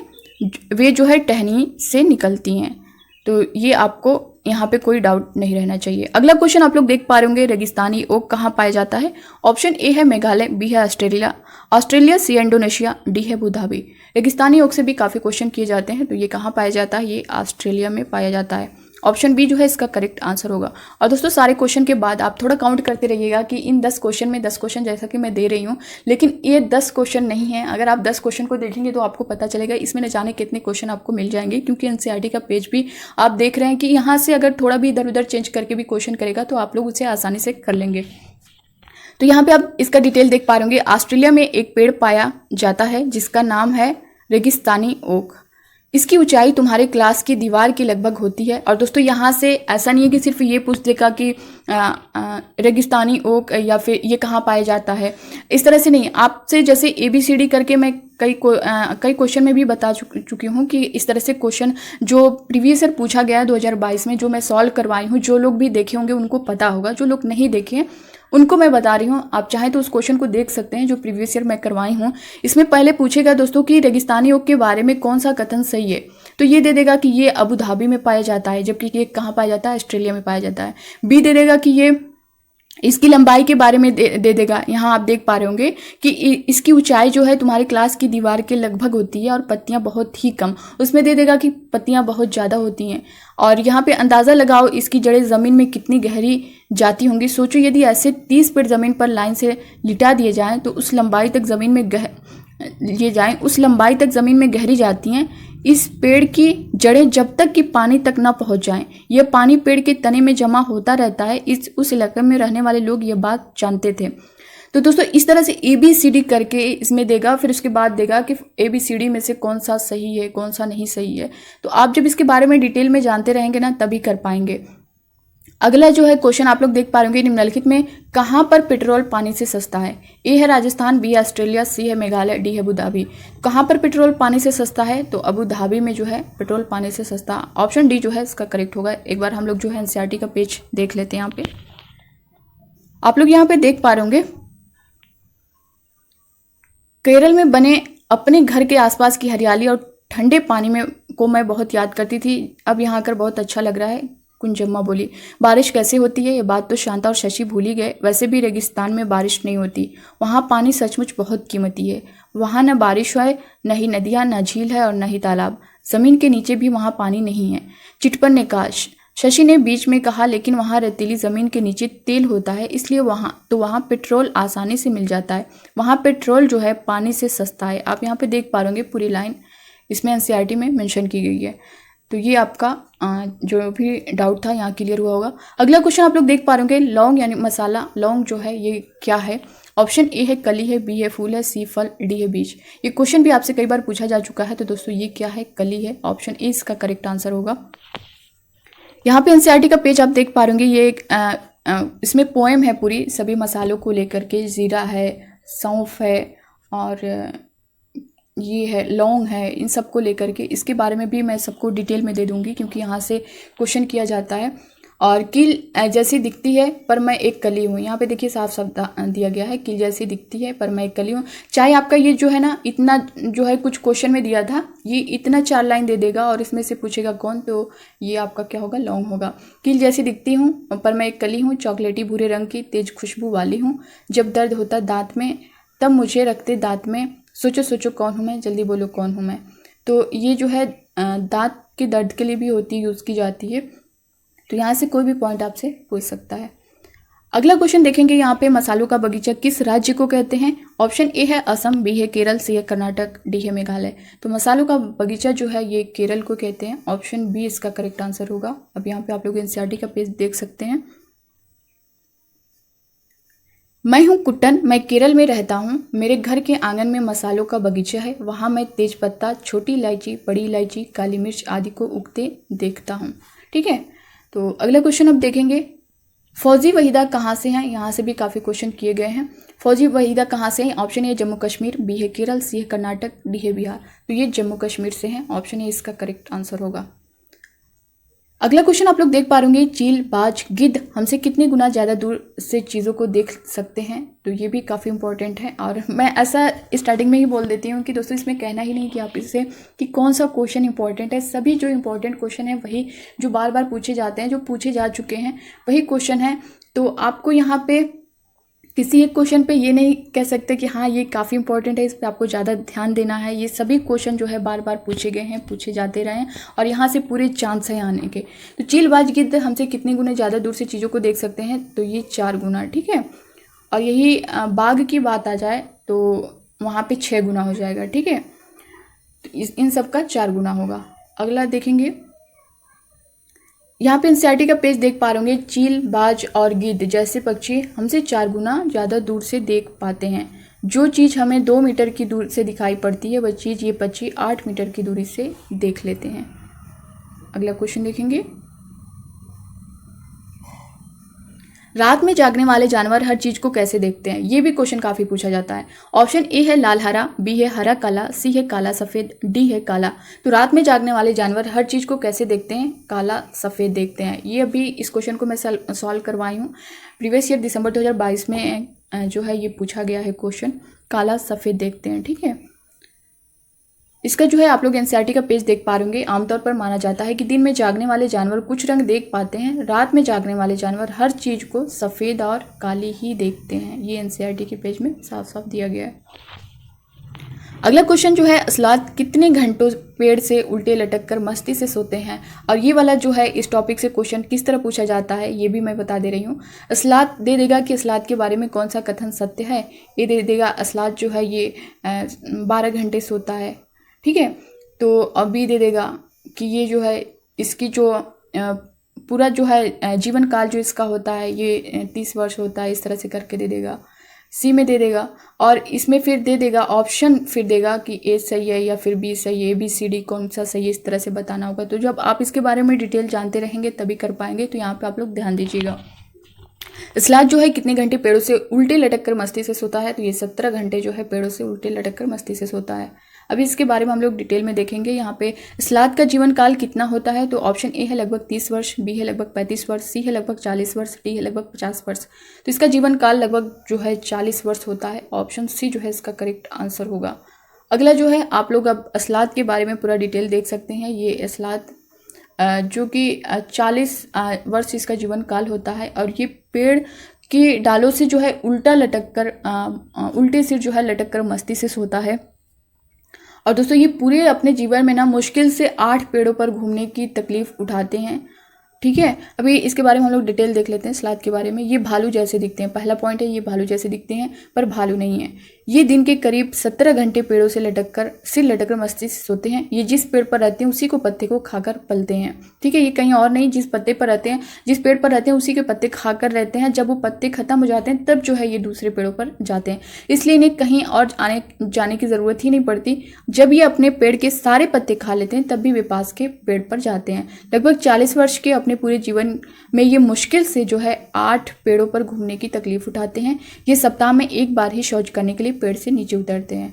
तो आप देख सकते हैं सलाद के बारे में पूरा डिटेल, और ये इंपॉर्टेंट है काफ़ी। यहाँ से क्वेश्चन काफ़ी पूछे जाते रहे हैं। और सलाद अपने पूरे जीवन में कितने पेड़ों पर घूमने की तकलीफ उठाते हैं? दोस्तों सलाद से रिलेटेड इससे पहले की वीडियो अगर आपने देखी होगी तो उसमें हम लोग जितने क्वेश्चन बन सकते थे उसे सॉल्व किए, मगर एक क्वेश्चन बच गया था तो यहाँ पे हम लोग इसे सॉल्व कर लेते हैं। दोस्तों प्लीज़ आपसे रिक्वेस्ट है वीडियो को जितना हो सके आप लोग शेयर करिएगा, हर जगह शेयर करिएगा। इसी तरह जो है आप मेरा सपोर्ट कर सकते हैं। दोस्तों अगर आपके लिए इतना कर रहे हैं तो आपको भी इतना बनता है कि कम से कम शेयर कर दीजिए। बहुत से ऐसे अभ्यर्थी हैं जो वीडियो जो है डेली देखते हैं मगर अभी तक चैनल को सब्सक्राइब नहीं किए हैं। तो दोस्तों सब्सक्राइब करने में क्या जा रहा है, बस आपको प्रेस करना है, बटन प्रेस करना है। तो सब्सक्राइब कर लीजिए, वीडियो अच्छी लगेगी तो लाइक करिएगा।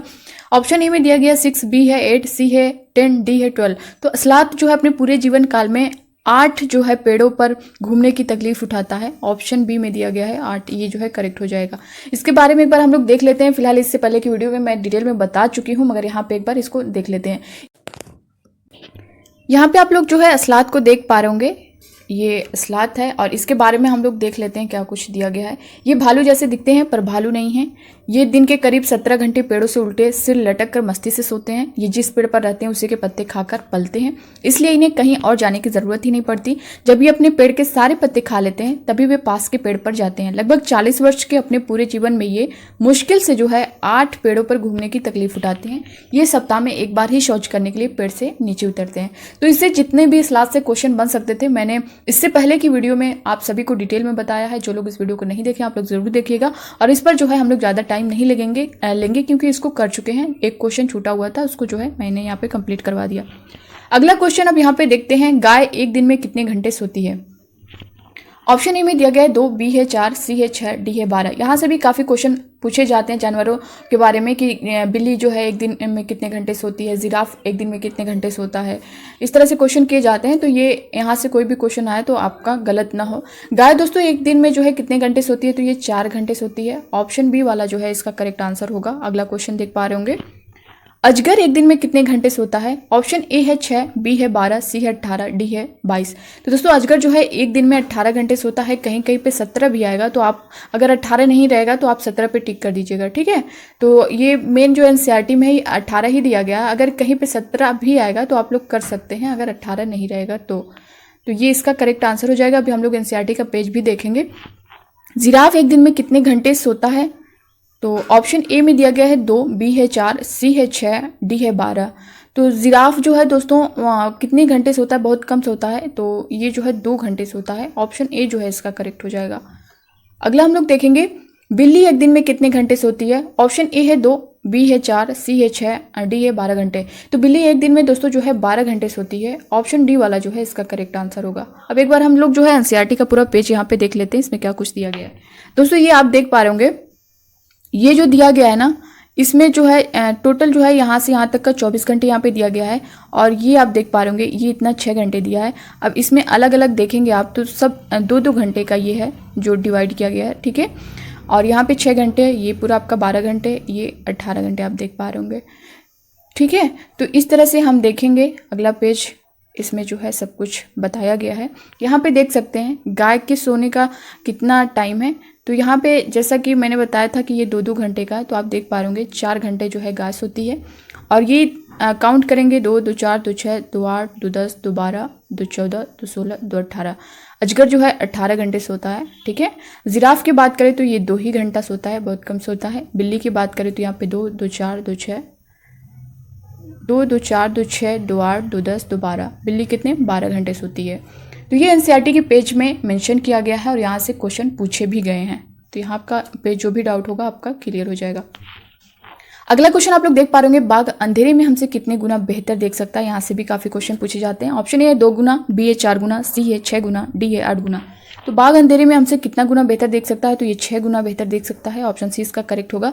4 गुना चील, बाज, गिद्ध की बात आए तो दोस्तों ये 4 गुना होगा, और बाघ की बात आए तो 6 गुना होगा, ठीक है। ऑप्शन सी करेक्ट होगा।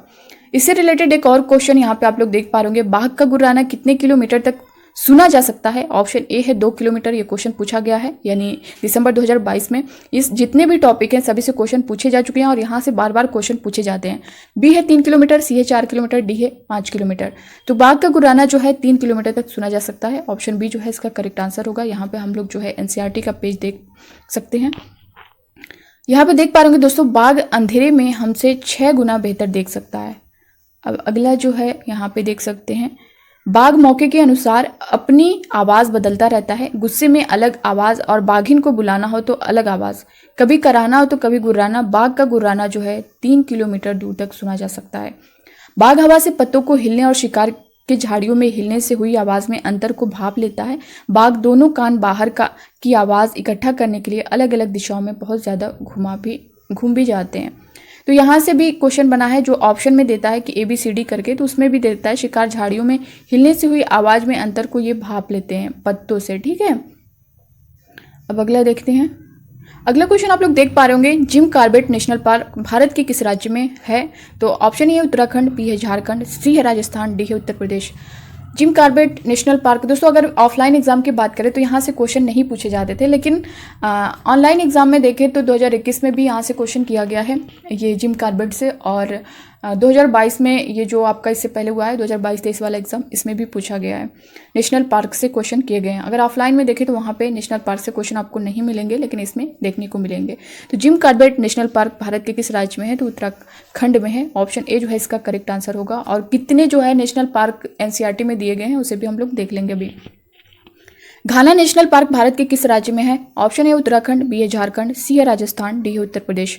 तो दोस्तों घाना नेशनल पार्क भारत के जो है राजस्थान में है। ऑप्शन सी जो है इसका करेक्ट आंसर होगा। अब इसका एनसीईआरटी का पेज आप लोग यहाँ पे देख पा रहे होंगे। हमारे देश में बाघ और अन्य कई जानवरों की गिनती इतनी कम हो गई है कि इनके लुप्त हो जाने का खतरा है। हमारे देश की सरकार इन्हें बचाने के लिए बहुत से जंगलों को सुरक्षा दे रही है, जैसे उत्तराखंड का Jim Corbett park national park और राजस्थान के भरतपुर में जिले में घाना। इन जंगलों में जानवरों का शिकार मना है। यहाँ लोग जानवर या जंगल को कोई नुकसान नहीं पहुँचा सकते। तो आप देख सकते हैं एनसीईआरटी में ये पूरा डिटेल में दिया गया है। अगला क्वेश्चन दिया गया है, निम्नलिखित में से कौन से सांप जहरीले होते हैं? ऑप्शन ए है नाग, बी है करैत, सी है अफाई, डी है उपरोक्त सभी। काफी इंपॉर्टेंट क्वेश्चन ये भी है, काफी बार पूछा जा चुका है और आने के पूरे चांस है इसमें। निम्नलिखित में कौन से सांप जहरीले होते हैं? ऑप्शन ए नाग, बी करैत, सी अफाई, डी है उपरोक्त सभी। तो उपरोक्त सभी जो है करेक्ट होगा। नाग भी है, करैत भी है, अफाई भी है। अब इसका डिटेल हम लोग यहाँ पे देख लेते हैं। क्या तुम जानते हो? एनसीईआरटी का पूरा पेज आप लोग देख पा रहे अफाई, करैत, दुबैया, नाग। हमारे देश में पाए जाने वाले सांपों में से केवल 4 तरह के सांप ही जहरीले होते हैं। कौन कौन से? नाग, करैत, दुबैया और अफाई। सांप जब किसी को काटता है तो उसके 2 खोखले जहर वाले दांतों से उस व्यक्ति के शरीर में जहर चला जाता है। इस जहर से बचने का एक ही उपाय है, जिस व्यक्ति को सांप ने काटा है उसे तुरंत जहर के असर को खत्म करने वाली दवाई यानी सीरम दी जाए। यह सीरम सांप के जहर से ही बनाया जाता है और सभी सरकारी स्वास्थ्य केंद्रों में मिलता है। ये सीरम जो है सांप के जहर से ही बनाया जाता है। यहाँ पे दिया गया है, यहाँ से भी क्वेश्चन जो है कई बार पूछा गया है।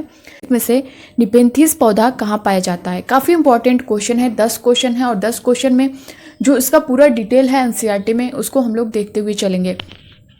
ऑप्शन ए है ऑस्ट्रेलिया, बी है इंडोनेशिया, सी है भारत के मेघालय, डी है उपरोक्त सभी।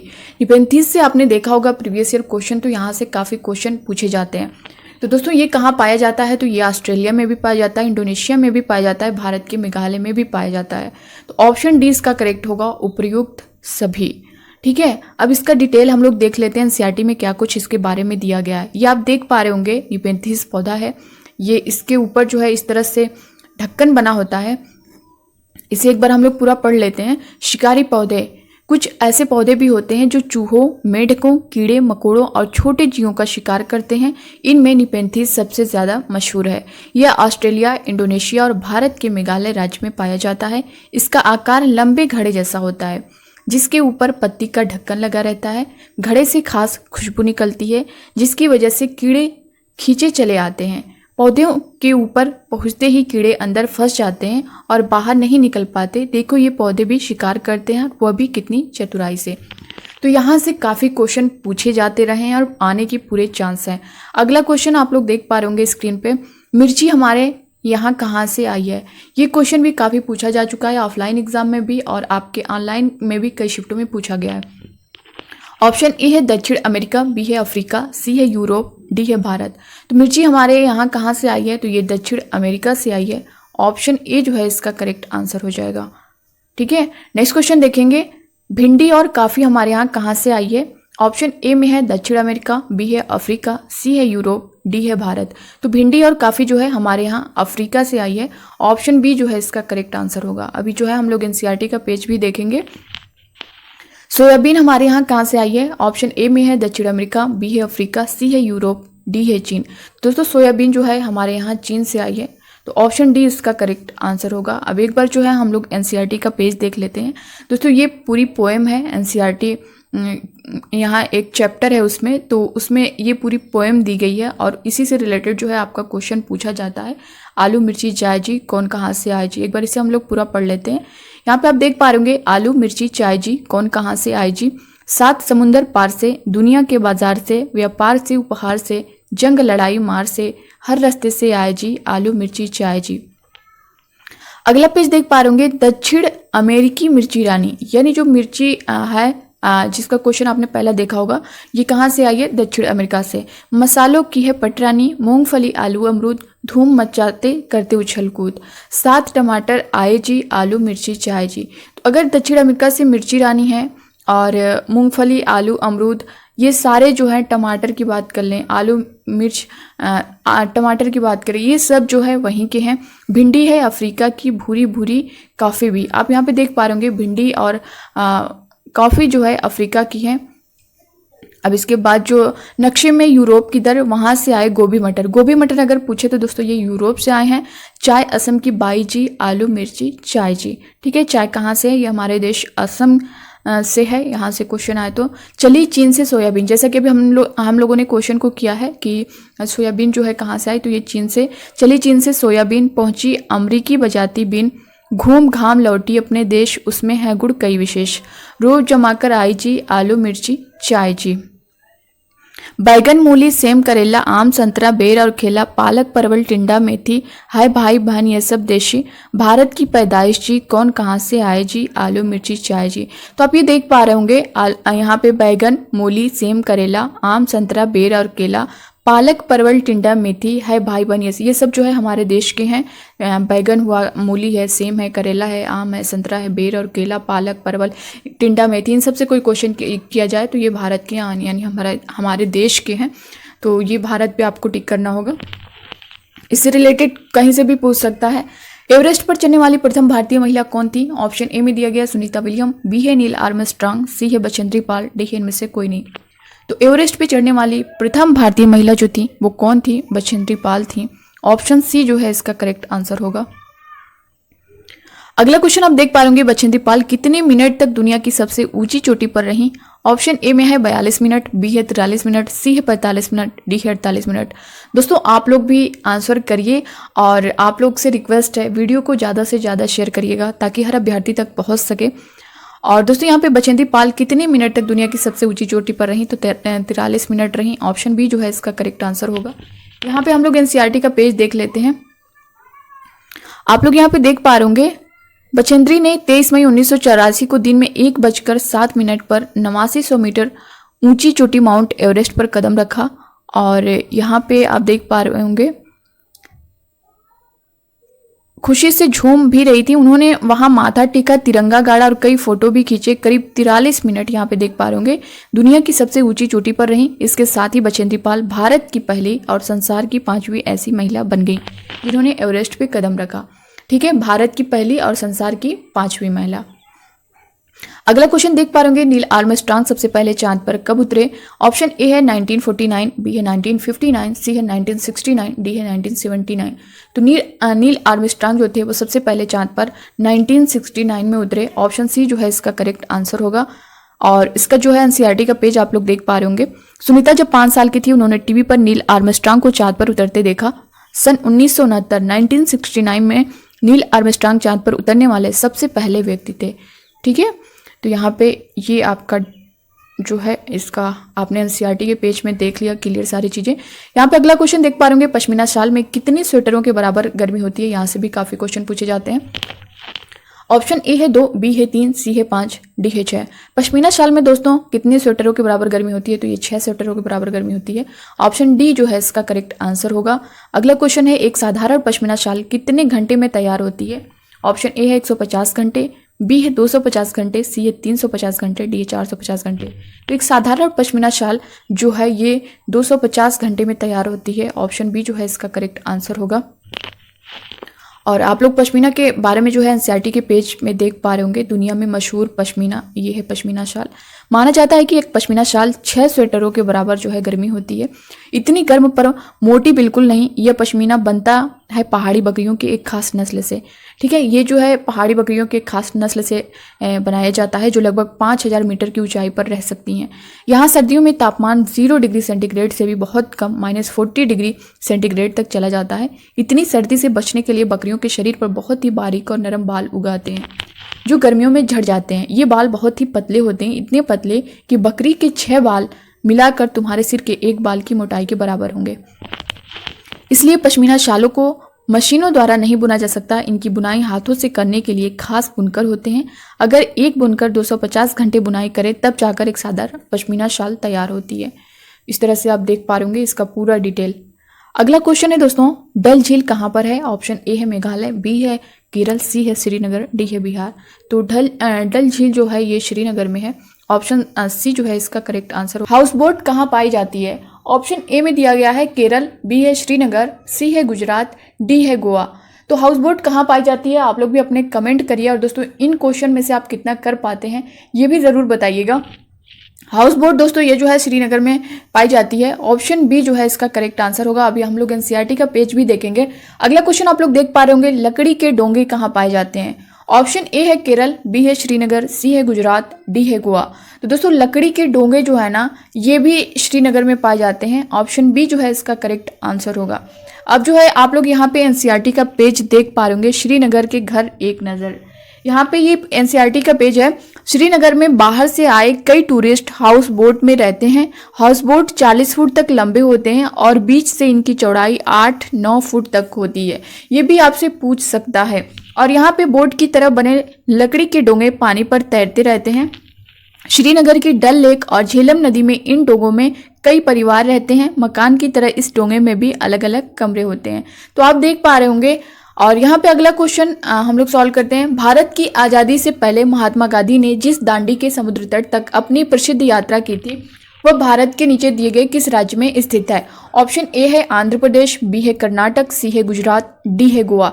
ये क्वेश्चन दिसंबर 2022 में भी पूछा गया है, 21 में भी पूछा गया है और रिपीट, जैसा कि कई शिफ्टों में आपका एग्जाम हुआ था तो उसमें रिपीट बहुत हुआ है।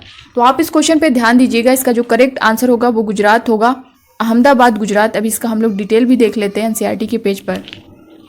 दांडी यात्रा, यहाँ पे पूरा जो है इस टॉपिक से रिलेटेड डिटेल दिया गया है। यह घटना 1930 की है, ये भी पूछ सकता है आपसे। 1930 ठीक है, कब की है? 1930 की है। भारत की आज़ादी से पहले बहुत सालों से अंग्रेजों ने आम लोगों के नमक बनाने पर रोक लगाई हुई थी। ऊपर से नमक पर भारी टैक्स भी लगा दिया। इस कानून से तो लोग अपने घर के इस्तेमाल के लिए भी नमक नहीं बना सकते थे। भला बताओ नमक जैसी चीज के बिना गुजारा कैसे हो? लोगों को मजबूरी में दुकानों से महंगा नमक खरीदना पड़ता था। इस बात से लोग बहुत नाराज थे। गांधी जी का कहना था, जो चीज हमें कुदरत ने दी है उसे बनाने पर बंदिश कैसी। उन्होंने लोगों के साथ मिलकर अहमदाबाद से दांडी के समुद्र तट तक एक लंबी यात्रा की और इस गलत कानून को तोड़ा। जानते हो नमक कैसे बनाया जाता है? समुद्र के पानी को जमीन पर क्यारियों में भर दिया जाता है। तेज धूप में पानी सूख जाता है और नमक के ढेर वहीं रह जाते हैं। तो यहाँ से क्वेश्चन किया गया है, इसीलिए मैंने पूरा डिटेल दिखाया ताकि इधर उधर से उसी टॉपिक से कोई क्वेश्चन चेंज करके पूछेगा तो आप लोग उसे कर लेंगे। अगला क्वेश्चन हम लोग सॉल्व करते हैं। निम्न में से वो कौन सा ज्वर है जो वो कपकपी के साथ आता है और ज्वर है जो कपकपी के साथ आता है और उसका उपचार सिंकोना पेड़ की छाल से किया जा सकता है? तो ऑप्शन ए दिया गया है मियादी बुखार, बी है मलेरिया, सी है चिकनगुनिया, डी है डेंगू।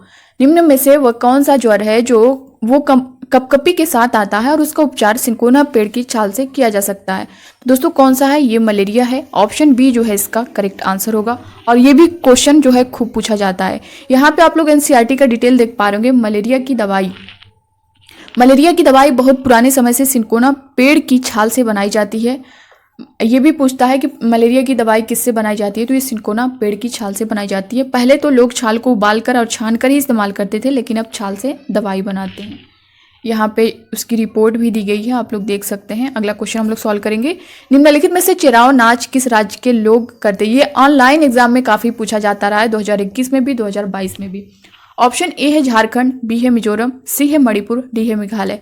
तो चिराव नाच जो है ये किस राज्य के लोग करते हैं? मिजोरम के लोग करते हैं। ऑप्शन बी जो है इसका करेक्ट आंसर होगा। अगला क्वेश्चन आप लोग देख पा रहे होंगे। निम्नलिखित में से तमिलनाडु के निकटवर्ती राज्य कौन से हैं? दोस्तों निकटवर्ती राज्य जो है जरूर पूछता है, चाहे बंगाल की खाड़ी से सटे हुए राज्य कौन कौन से हैं, इस तरह से पूछेगा। या फिर इस तरह से किसी भी राज्य को ले लें कि इस राज्य से सटे हुए कौन कौन से राज्य जो है इस राज्य से सटे हुए हैं, इस तरह के क्वेश्चन पूछ सकता है। यहाँ से आपका 1 नंबर कन्फर्म है। और मैप से रिलेटेड आप मैप जब तक नहीं समझेंगे तब तक ये क्वेश्चन भी आपको नहीं समझ आएगा। और यहाँ से दोस्तों 1 नंबर कन्फर्म है, चाहे वो जिस तरह भी दे।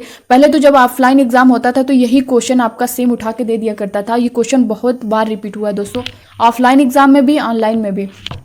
तो इस पर तो आप लोग ध्यान दीजिएगा ही, क्योंकि ये ऑप्शन के साथ रिपीट हुआ है। और अदर जो मैं बताऊंगी वो मैप के थ्रू बताऊंगी। इस पर मैं एक अलग से वीडियो दूंगी 4 से 5 मिनट का, उसमें जितने क्वेश्चन पूछे गए हैं ऑनलाइन एग्जाम में जिस भी स्टेट को लेकर के, वो सारे सॉल्व हो जाएंगे और मैप के थ्रू मैं करवाऊंगी, ताकि आपको कोई प्रॉब्लम ना हो।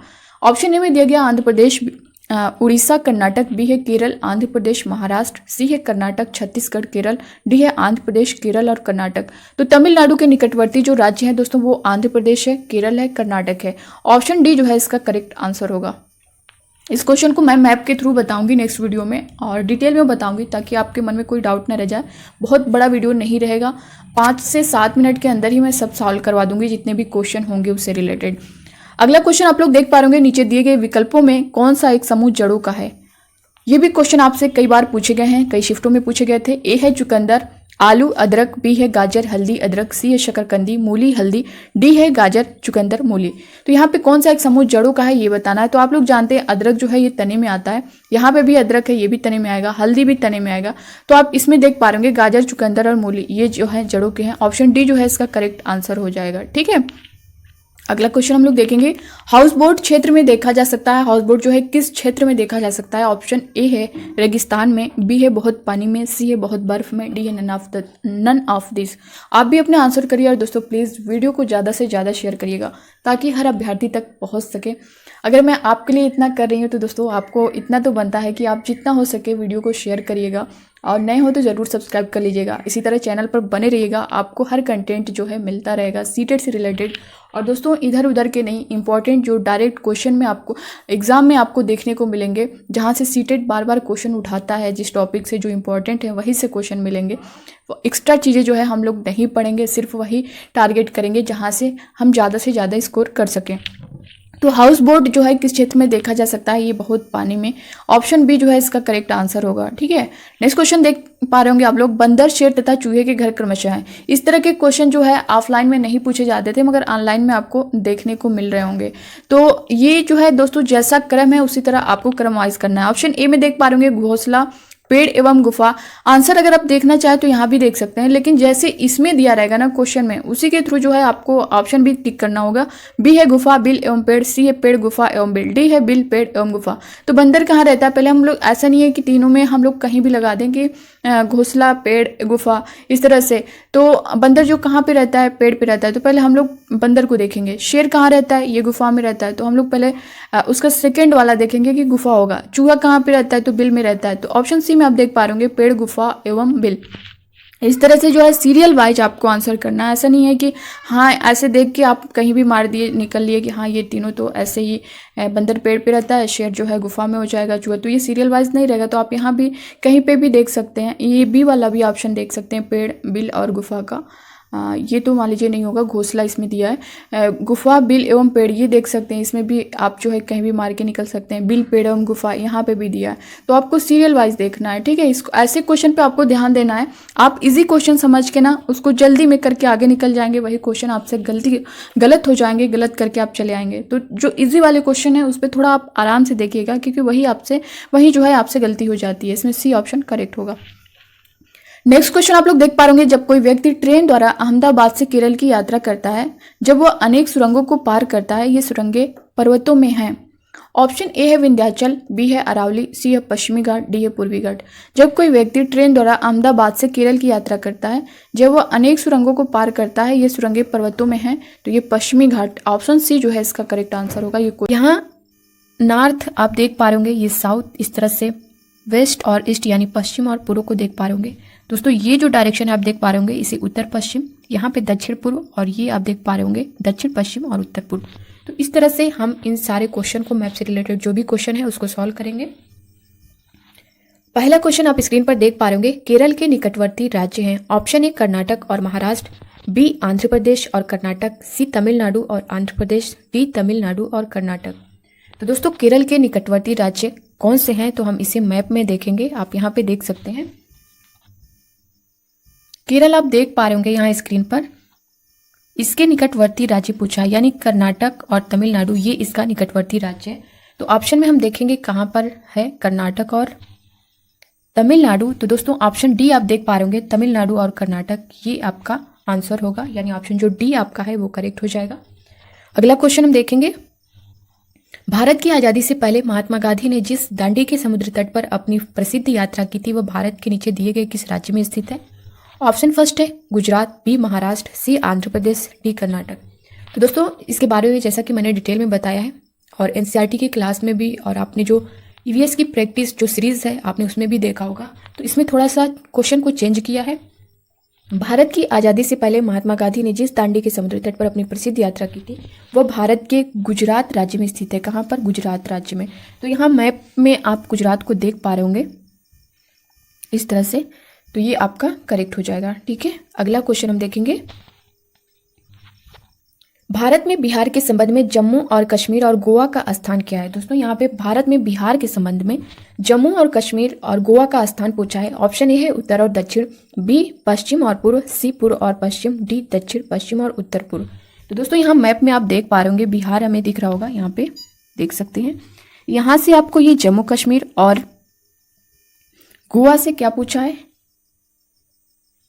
बिहार के संबंध में जम्मू और कश्मीर और गोवा का स्थान पूछा है। तो दोस्तों ये जैसा कि मैंने बताया, यहाँ पे आप इस चीज़ को देख पा रहे होंगे, बिहार, जम्मू कश्मीर, और यहाँ पे आप देख पा रहे होंगे गोवा को, यानी दक्षिण पश्चिम और उत्तर पूर्व इसका करेक्ट आंसर होगा। आप यहाँ पे देख सकते हैं ऑप्शन जो डी है दक्षिण पश्चिम और उत्तर पूर्व, ये आपका करेक्ट आंसर होगा। तो दोस्तों आई होप कि अब आप लोग को समझ में आ रहा होगा ये सारी चीज़ें, और कैसा लग रहा है ये आपको कमेंट बॉक्स में कमेंट करके अपना फीडबैक ज़रूर दीजिएगा। दोस्तों नए हो तो चैनल को सब्सक्राइब करिएगा, लाइक करिएगा, ज़्यादा से ज़्यादा शेयर करिएगा, और जो भी दोस्त टेलीग्राम ग्रुप को ज्वाइन करना चाहते हैं वो डिस्क्रिप्शन बॉक्स में जाकर के उस ग्रुप को ज्वाइन कर लेना, क्योंकि बहुत सारे स्टूडेंट कमेंट कर रहे थे कि मैम टेलीग्राम ग्रुप का लिंक दे दीजिए, तो मैंने डिस्क्रिप्शन बॉक्स में उसको दिया है, आप लोग वहाँ से क्लिक करके उसे ज्वाइन कर सकते हैं। तो दोस्तों अगला क्वेश्चन स्क्रीन पर आप देख पा रहे हैं, तमिलनाडु के पड़ोसी राज्य कौन से हैं? ऑप्शन फर्स्ट है केरल, आंध्र प्रदेश, महाराष्ट्र, बी है आंध्र प्रदेश, उड़ीसा, कर्नाटक, सी है आंध्र प्रदेश, केरल, कर्नाटक, डी है कर्नाटक, छत्तीसगढ़ और केरल। तो दोस्तों तमिलनाडु के पड़ोसी राज्य कौन से हैं? तो यहाँ पे आप लोग मैप में देख पा रहे होंगे तमिलनाडु कहाँ पर है। यहाँ पर आप तमिलनाडु को देख पा रहे होंगे, इसके पड़ोसी राज्य को पूछा है, यानी ये आंध्र प्रदेश, कर्नाटक और केरल, ये इसके पड़ोसी राज्य होंगे। तो देख पा रहे हैं आप लोग आंध्र प्रदेश, केरल और कर्नाटक किस ऑप्शन में है? तो दोस्तों ये सी ऑप्शन हमारा करेक्ट होगा, यानी आंध्र प्रदेश, केरल और कर्नाटक। और ये दोस्तों क्वेश्चन बार बार रिपीट होता है, बार बार हर शिफ्ट में आपको देखने को मिलेगा, तो इसको तो आप रट ही लीजिए, मैं एक तरह से कहूँगी, क्योंकि ये क्वेश्चन चेंज करता ही नहीं, ये पूरा ऑप्शन के साथ आपको ऐसे मिलेगा। अगला क्वेश्चन हम देखेंगे, भारत में कुल तटीय राज्यों की संख्या कितनी है? तो दोस्तों इसे आप लोग जानते ही होंगे, भारत में कुल तटीय राज्यों की संख्या कितनी है? 9 है। यहाँ पे आप मैप में देखे ही होंगे, यहाँ पे देख सकते हैं इस तरह से, आप लोग इसे और अच्छे से देख लेना। अगला क्वेश्चन हम अब देखेंगे, निम्नलिखित राज्यों के समूहों में से किस एक समूह के समुद्र तट अरब सागर पर है? Option A Tamil Nadu, Andhra Pradesh, Karnataka, B Karnataka, Kerala, Gujarat, C Andhra Pradesh, Telangana, Orissa, D Kerala, Karnataka, Paschim Bangal. तो दोस्तों क्वेश्चन क्या पूछा है, निम्नलिखित राज्यों के समूहों में से किस एक समूह के समुद्र तट अरब सागर पर हैं? तो दोस्तों इसका आंसर आप लोग फटाफट करिए। तो दोस्तों इसका जो करेक्ट आंसर होगा कर्नाटक, केरल और गुजरात, ये हमारा इसका करेक्ट आंसर होगा। आप लोग मैप में देख सकते हैं इसको।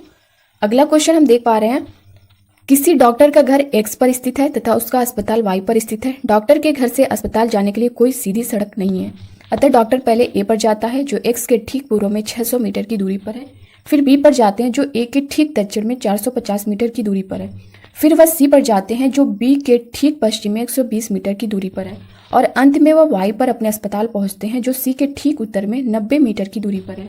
अस्पताल के सापेक्ष डॉक्टर के घर की सही दिशा क्या है? ऑप्शन ए है उत्तर पूर्व, बी दक्षिण पश्चिम, सी है उत्तर पश्चिम, डी दक्षिण पूर्व। तो दोस्तों यहाँ पे आप लोग अपने आंसर करिए, क्या हो सकता है? यहाँ पे मैं आपको पूरी तरह से डिटेल बताऊंगी। यहाँ पे दोस्तों आप इसे देख पा रहे होंगे, ये आपका नॉर्थ, वेस्ट, ईस्ट और ये साउथ है। अब इसके अकॉर्डिंग हमको चलना है। यहाँ पे क्या पूछा है, किसी डॉक्टर का घर एक्स पर स्थित है तथा उसका अस्पताल वाई पर स्थित है। यानी जो डॉक्टर है उसका घर कहाँ पर है, एक्स पर स्थित है, ये उसका घर स्थित है। वाई पर जो है उसका हॉस्पिटल है। तो क्वेश्चन में क्या दिया है, डॉक्टर के घर से अस्पताल जाने के लिए कोई सीधी सड़क नहीं है, अतः डॉक्टर पहले ए पर जाता है जो एक्स के ठीक पूर्व में है। आप देख पा रहे होंगे डॉक्टर जो है ये पहले कहाँ जाता है,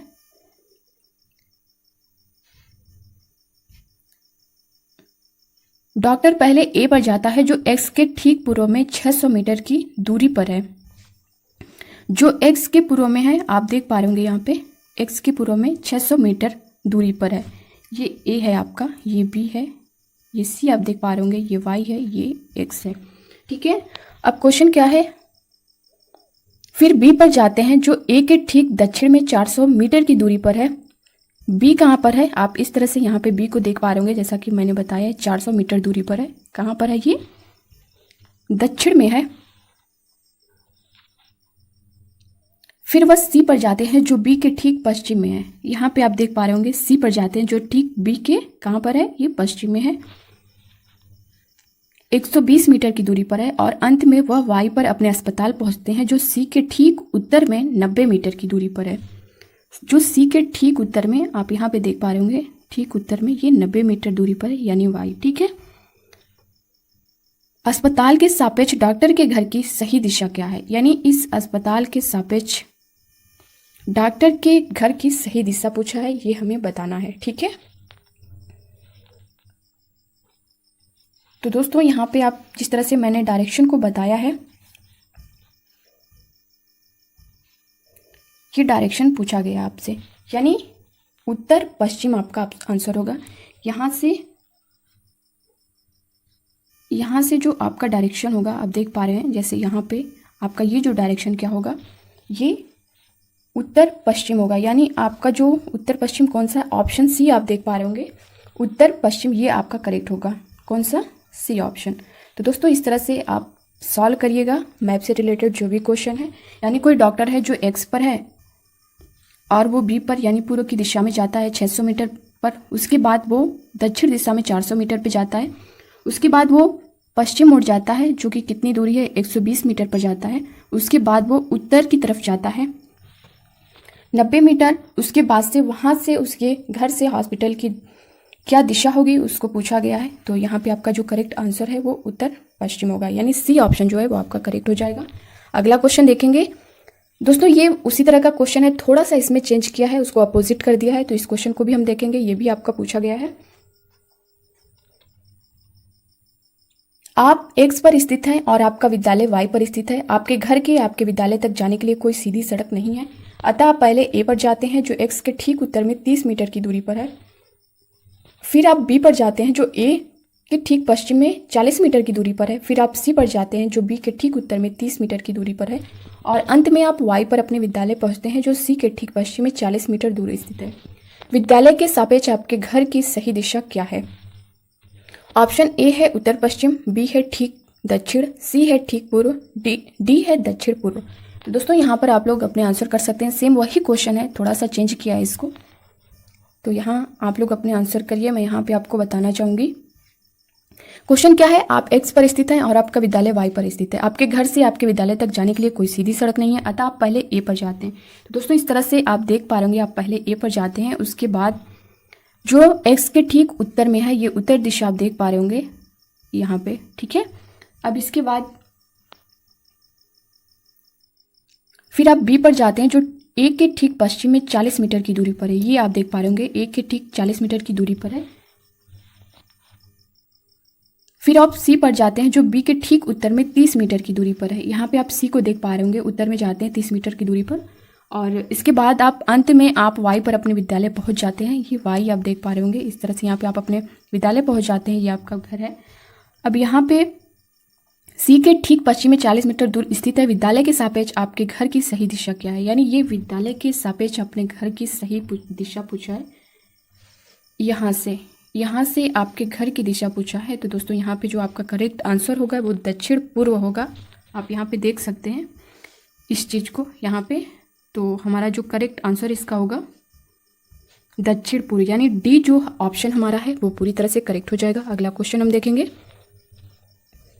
झारखंड हमारे देश के मानचित्र पर कहाँ स्थित है? ऑप्शन ए उड़ीसा के उत्तर में, बी उत्तर प्रदेश के, सी छत्तीसगढ़ का दक्षिण पूर्व, डी है पश्चिम बंगाल के पूर्व में। तो दोस्तों झारखंड हमारे देश के मानचित्र पर कहाँ स्थित है? तो आप लोग यहाँ पे अपने आंसर करिए। यहाँ आप देख पा रहे होंगे झारखंड को, यहाँ पे आप देख सकते हैं झारखंड को पूछा है ना दोस्तों, तो ये क्या होगा? उड़ीसा के उत्तर में ये आपको दिखाई देगा। तो इस तरह से जो इसका करेक्ट आंसर होगा हमारा उड़ीसा के उत्तर में, यानी जो फर्स्ट ऑप्शन हमारा है ये करेक्ट हो जाएगा। ठीक है, अगला क्वेश्चन हम देखेंगे। गांधीधाम गुजरात का रहने वाला कोई व्यक्ति पहले भोपाल मध्य प्रदेश और फिर हैदराबाद आंध्र प्रदेश जाना चाहता है, उसके यात्रा की दिशाएं क्या होंगी? ए है पहले पश्चिम दिशा में और फिर दक्षिण दिशा में, बी है पहले दक्षिण दिशा में फिर पश्चिम दिशा में, सी है पहले पूर्व दिशा में फिर दक्षिण दिशा में, डी है पहले दक्षिण दिशा में और फिर पूर्व दिशा में। तो दोस्तों यहाँ पे आप मैप में देख पा रहे होंगे क्वेश्चन क्या है? गुजरात का रहने वाला कोई व्यक्ति पहले भोपाल फिर हैदराबाद जाना चाहता है, पहले भोपाल और फिर हैदराबाद जाना चाहता है। गुजरात में रहने वाला पहले यहाँ जाएगा, उसके बाद फिर ये हैदराबाद आंध्र प्रदेश जाएगा। तो उसकी दिशा पूछा है, तो दोस्तों क्या होगा? पहले पूर्व फिर दक्षिण। पहले ये पूर्व जा रहा है ना, उसके बाद फिर ये दक्षिण जा रहा है, तो पहले पूर्व और उसके बाद दक्षिण। तो इसमें हम देखते हैं हमारा कौन सा ऑप्शन करेक्ट होगा। पहले पूर्व दिशा फिर दक्षिण दिशा में, यानी सी जो ऑप्शन है ये हमारा करेक्ट हो जाएगा। तो दोस्तों ये रही आज के आपके सीटेट ईवीएस की मैराथन क्लास। आई होप कि आप सभी को अच्छा लगा होगा, और दोस्तों अच्छा लगा होगा तो लाइक ज़रूर करिएगा और ज़्यादा से ज़्यादा शेयर करिएगा ताकि हर अभ्यर्थी तक पहुंच सके। और दोस्तों जितने मैंने क्वेश्चन करवाए हैं ना, जितने टॉपिक करवाए हैं, मैं पूरे यकीन के साथ बोल सकती हूँ दोस्तों, जो आपके 15 नंबर के कंटेंट वाले क्वेश्चन हैं इसी के इर्द गिर्द घूमेंगे। इसीलिए मैंने पूरा डिटेल भी दिया है ताकि आपके मन में कोई डाउट ना रहे। और दोस्तों जो क्वेश्चन लग रहे हैं, कुछ टॉपिक जो मुझसे लग रहा है कि छूटे हुए हैं, उसको जैसा कि अगर हम लोग 2021-2022 की, खासकर 2022 एग्जाम की बात करें तो कुछ जो है 1-2 क्वेश्चन अलग से पूछा गया था। एक लेवल मान लेते हैं कि 6 to 8 एनसीईआरटी से, तो उसको भी जो है कुछ टॉपिक हैं जो मैं नेक्स्ट वीडियो में आपको जो है पूरा कवर करा दूंगी। इतना मान के चलिए दोस्तों, अगर आप इतना कर लेंगे ना तो ये कंटेंट वाले क्वेश्चन आपके जो है बिल्कुल जो है इसके लिए आपको परेशान होना ही नहीं है। इसी के इर्द गिर्द घूमेंगे। 1-2 क्वेश्चन की मैं बात कर रही हूँ, 1-2 क्वेश्चन जो अलग से पूछे गए थे 2022 में, उसमें कुछ टॉपिक हैं, उसको मैं नेक्स्ट वीडियो में जहाँ जहाँ से मुझे लग रहा है कि वहाँ से क्वेश्चन उठा सकता है, उसको मैं नेक्स्ट वीडियो में इसका पार्ट 2 दूंगी और उसमें जो है सभी चीज़ें कवर करा दूंगी। बाकी जो छोटे छोटे पार्ट हैं, यानी छोटे छोटे जो टॉपिक हैं, वहाँ से क्वेश्चन अगर बनते हैं तो उसको मैं जो है डेली दे रही हूँ, आप लोग उसे देखते रहिएगा। बाकी दोस्तों आप लोग अपना फीडबैक ज़रूर दीजिएगा और इस वीडियो को आप जितना शेयर कर सकते हैं करिएगा ताकि हर अभ्यर्थी तक पहुंच सके। आपके लिए आपका इतना करना ही मेरे लिए बहुत होगा दोस्तों। प्लीज़ आपसे रिक्वेस्ट है, आप जितना शेयर कर सकते हैं हर जगह हर ग्रुप में, तो आप लोग ज़रूर करिए। तो बस इस वीडियो में इतना ही, मिलते हैं अब नेक्स्ट वीडियो में। तब तक के लिए bye bye, take care, thank you. इसी तरह आप लोग चैनल पर बने रहिएगा।